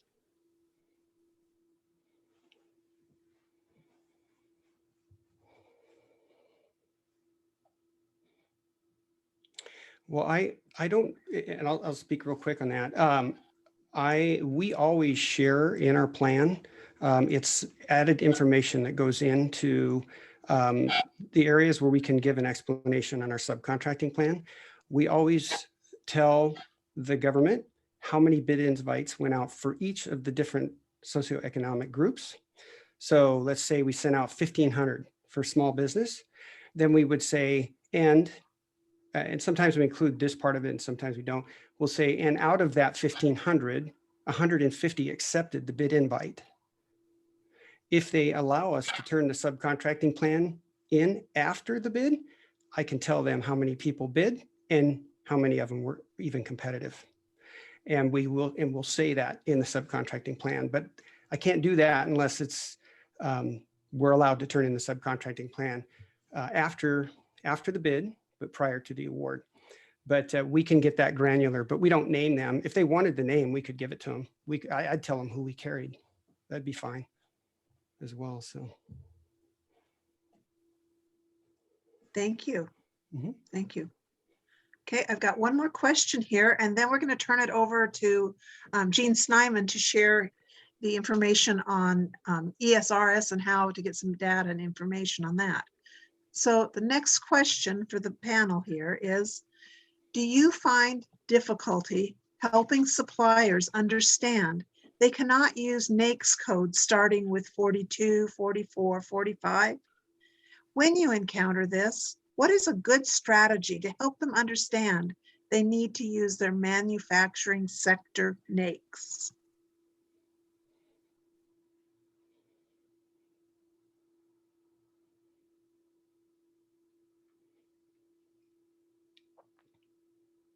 I can answer that one real quick and then I'll be done.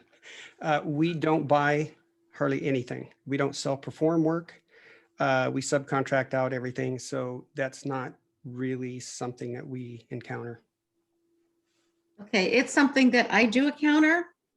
unfortunately, because we have a lot of supplies that we purchase, and they do have to have the 333, the manufacturing series. And we contact that. We look to see what the NICS code they have. For instance, if they're listed in Dynamic Small Business Search, we will go there and look them up to make sure that they have a 3 series that's appropriate for what we're going to be using them for. If not, then I call them and I let them know that I would like them to add this certain NICS code to their SAM.gov registration, because we're going to need to utilize that on the project they're going to be working on. Now, sometimes you have a vendor who only has the 42 series, let's say, in their listing in SAM.gov. And then you have to call and explain the rule to them, first of all, on why they need to get a 3 series. And then they'll ask you, well, I still don't understand why. And I go, well, it's just because. And I go, if you call SBA, they'll explain it further for you, but they're also going to tell you that it's just because. And the funny thing is, the ones that I've done this with, they do call SBA and they call me back and they go, you were right. They just say it's just because. And, it's also, and I'll explain sometimes to them that the reason why that NICS code is that way is because for instance, for us, fuel, it's real easy for somebody to get into the millions of dollars, but they're only a 1 or 2 man operation as far as who we're getting our fuel from.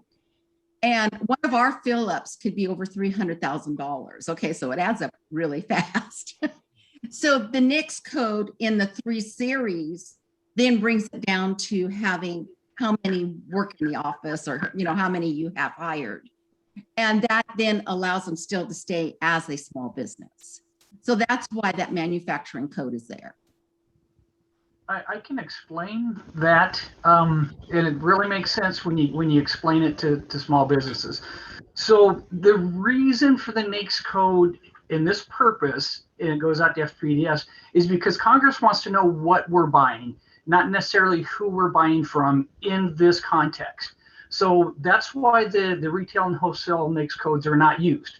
And if you look at the size standard, the size tables, at the headings of those columns, it says that. It doesn't say why, but it says that they're not used. But that's the rationale behind it is we're not looking at who we're buying from for this data element, it's what we're buying. So a good example I like to use, and non-manufacturer comes into it too, is ATV sales, right? So it's clear an ATV dealership is not the manufacturer of the ATV, but it is proper for them to put down manufacturer for the purpose of government contracts. Getting into the non-manufacturer role in SAT and everything else is a whole different story, but that's the rationale behind that.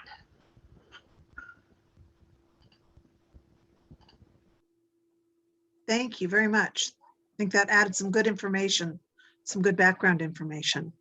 Okay, we did have one more question slip in here. It says, what's the key thing that small businesses fail on when they pursue subcontracts with you?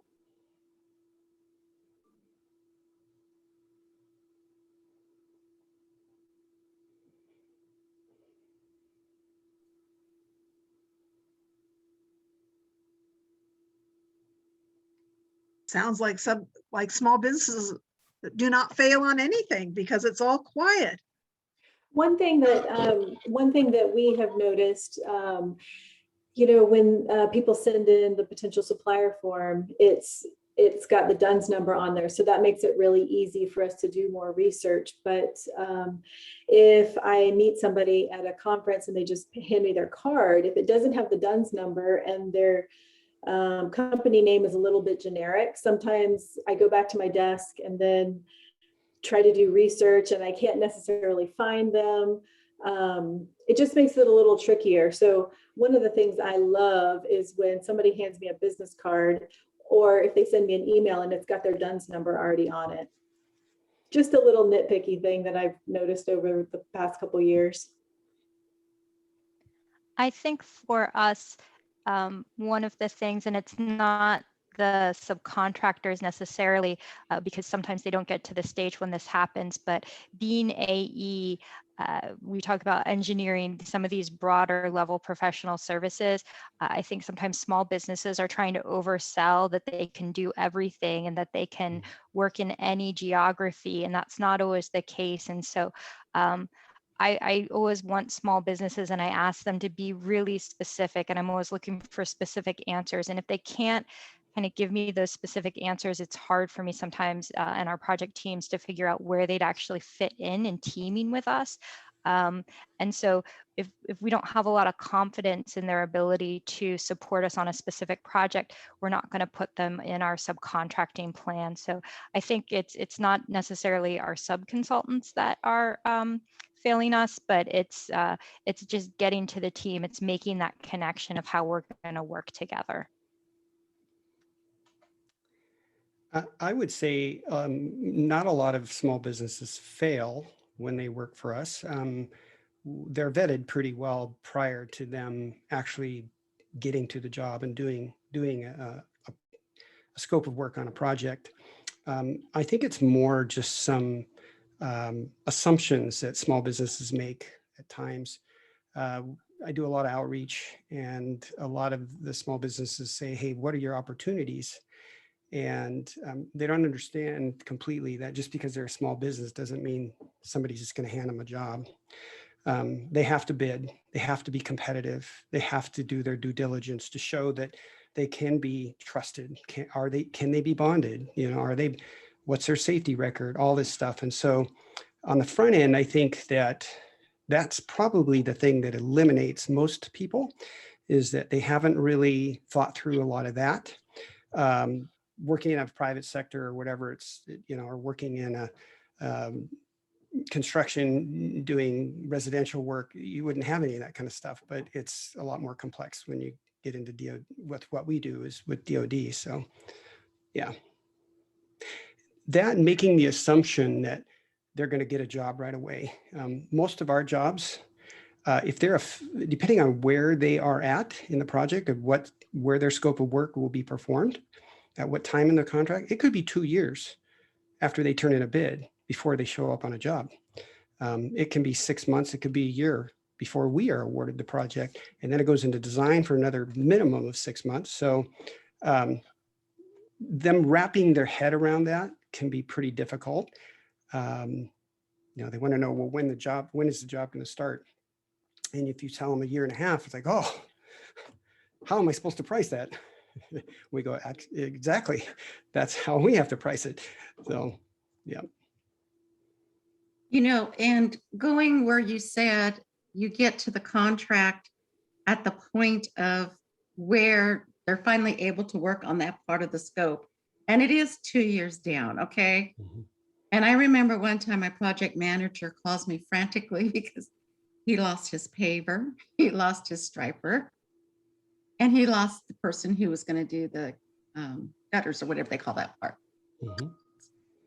And so I did a dynamic small business search for him and sent him like 4 different vendors with all different kinds of classifications. I go, here, call them. He calls all of them. They're not interested.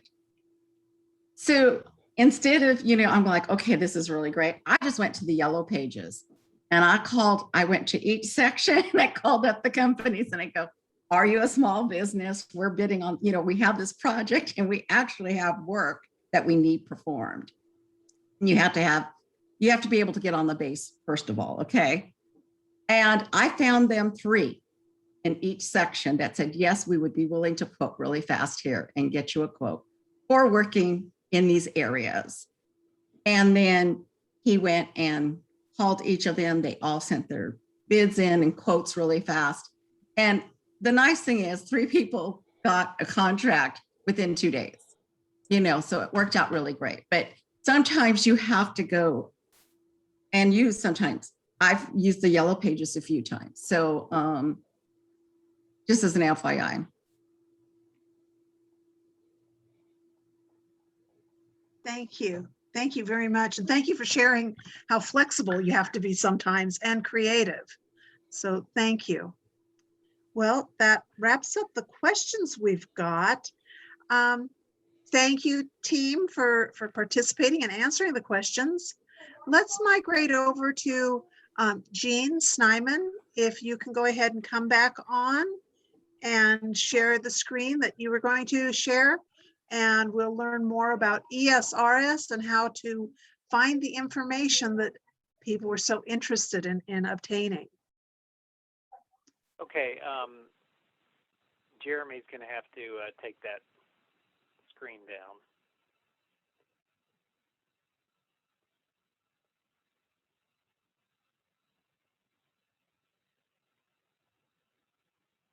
Okay. So I think the question was about how to query in ESRS. And so what I have here, and of course the screen is different for government or non-government, but I'm assuming this was from the government viewpoint, but I'm not really sure. But anyway, right here at this tab, reporting, when you click on that, it's going to bring up this, maybe you have to ask it to create a report, a couple things. But anyway, it'll bring up this this long list of queries here, query options. And you could probably do some really, really creative, cool things if you wanted to beyond what I'm going to show you. But anyway, this piece is fairly straightforward. I put in the status so that I could choose only pending, ISRs, the contract. I wanted to see the primes and not the subs, so I clicked on that. And then the date submitted gives you the window of time that you're looking for. Actually, the agency awarding contract is probably not necessary. Dollars obligated, current value. So this was, the reason I chose these two, which I didn't show you before, was that these two will actually allow you to figure out how far along, if you've got an IDC or an IDIQ, it would allow you to figure out the percentage of that contract that has been utilized. In other words, how much capacity has been used by dividing those two figures, which I put on there as well.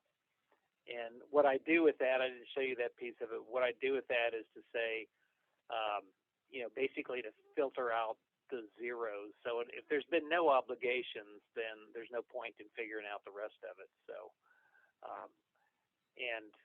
you could set a minimum threshold if you wanted for what would be considered, worth your time figuring out subcontracting. The type of report, okay, a regular versus final. I would choose both of those. The final ones obviously are pretty important. But anyway, this is the meat of it. So here you've got SBC actual, SBC goal, SBD or SDB actual goal, women owned actual goal, hub zone women owned actual goal, service disabled.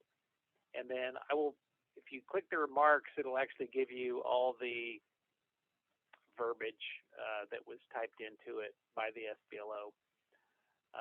And then the name of that person is pretty important because you are going to want to contact them, send them an email or call them, and there's their telephone and email. So, and I'm not going to push review because it'll bring up actual information on there. But what happens is when you save this, it's going to save it as a Excel file. So you can see here the Excel files that I've used in the past. And then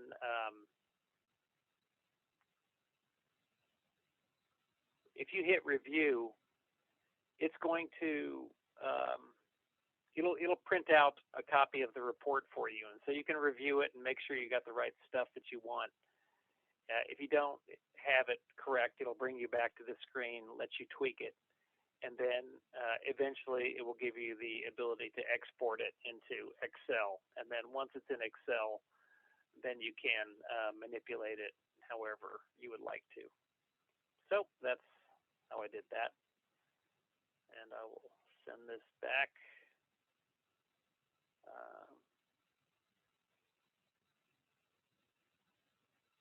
I don't don't know if there was any questions on that.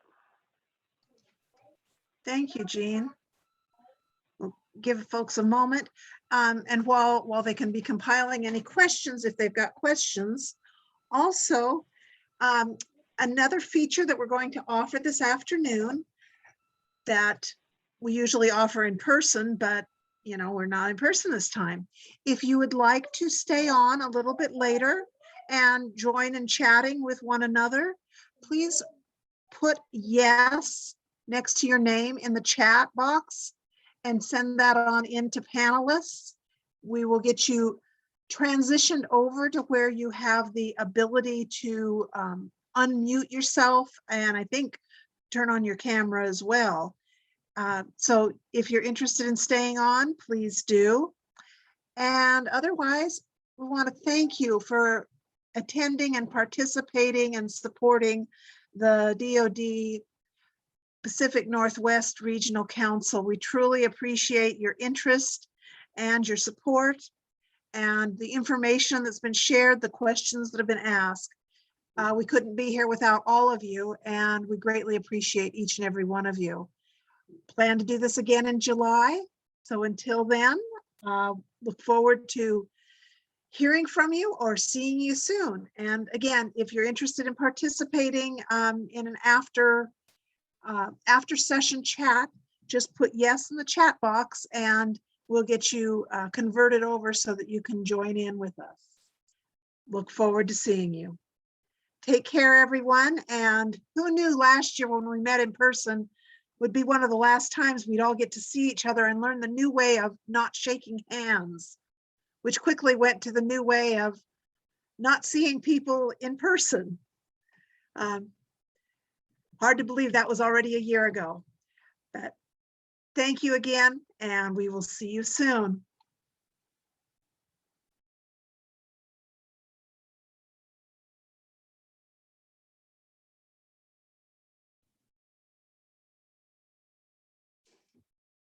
I'm staying. Anybody else staying? Hi, Melinda. I'll stay. I'll stay for a couple minutes.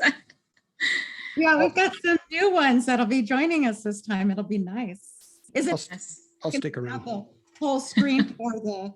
Hi, Jeff. So we can see everybody. Yes. Hi, Vanessa. Yeah, nice presentation, you guys. Oh, I guess I should put my video on. I'm not in my pajamas or anything. No, just kidding. I do want to thank you all. Where we can use the whole screen for Yeah, in the flag. get rid of the slide. Yeah. Thank you. Yeah, and I'm planning to stop the recording, by the way, right now. Okay, perfect.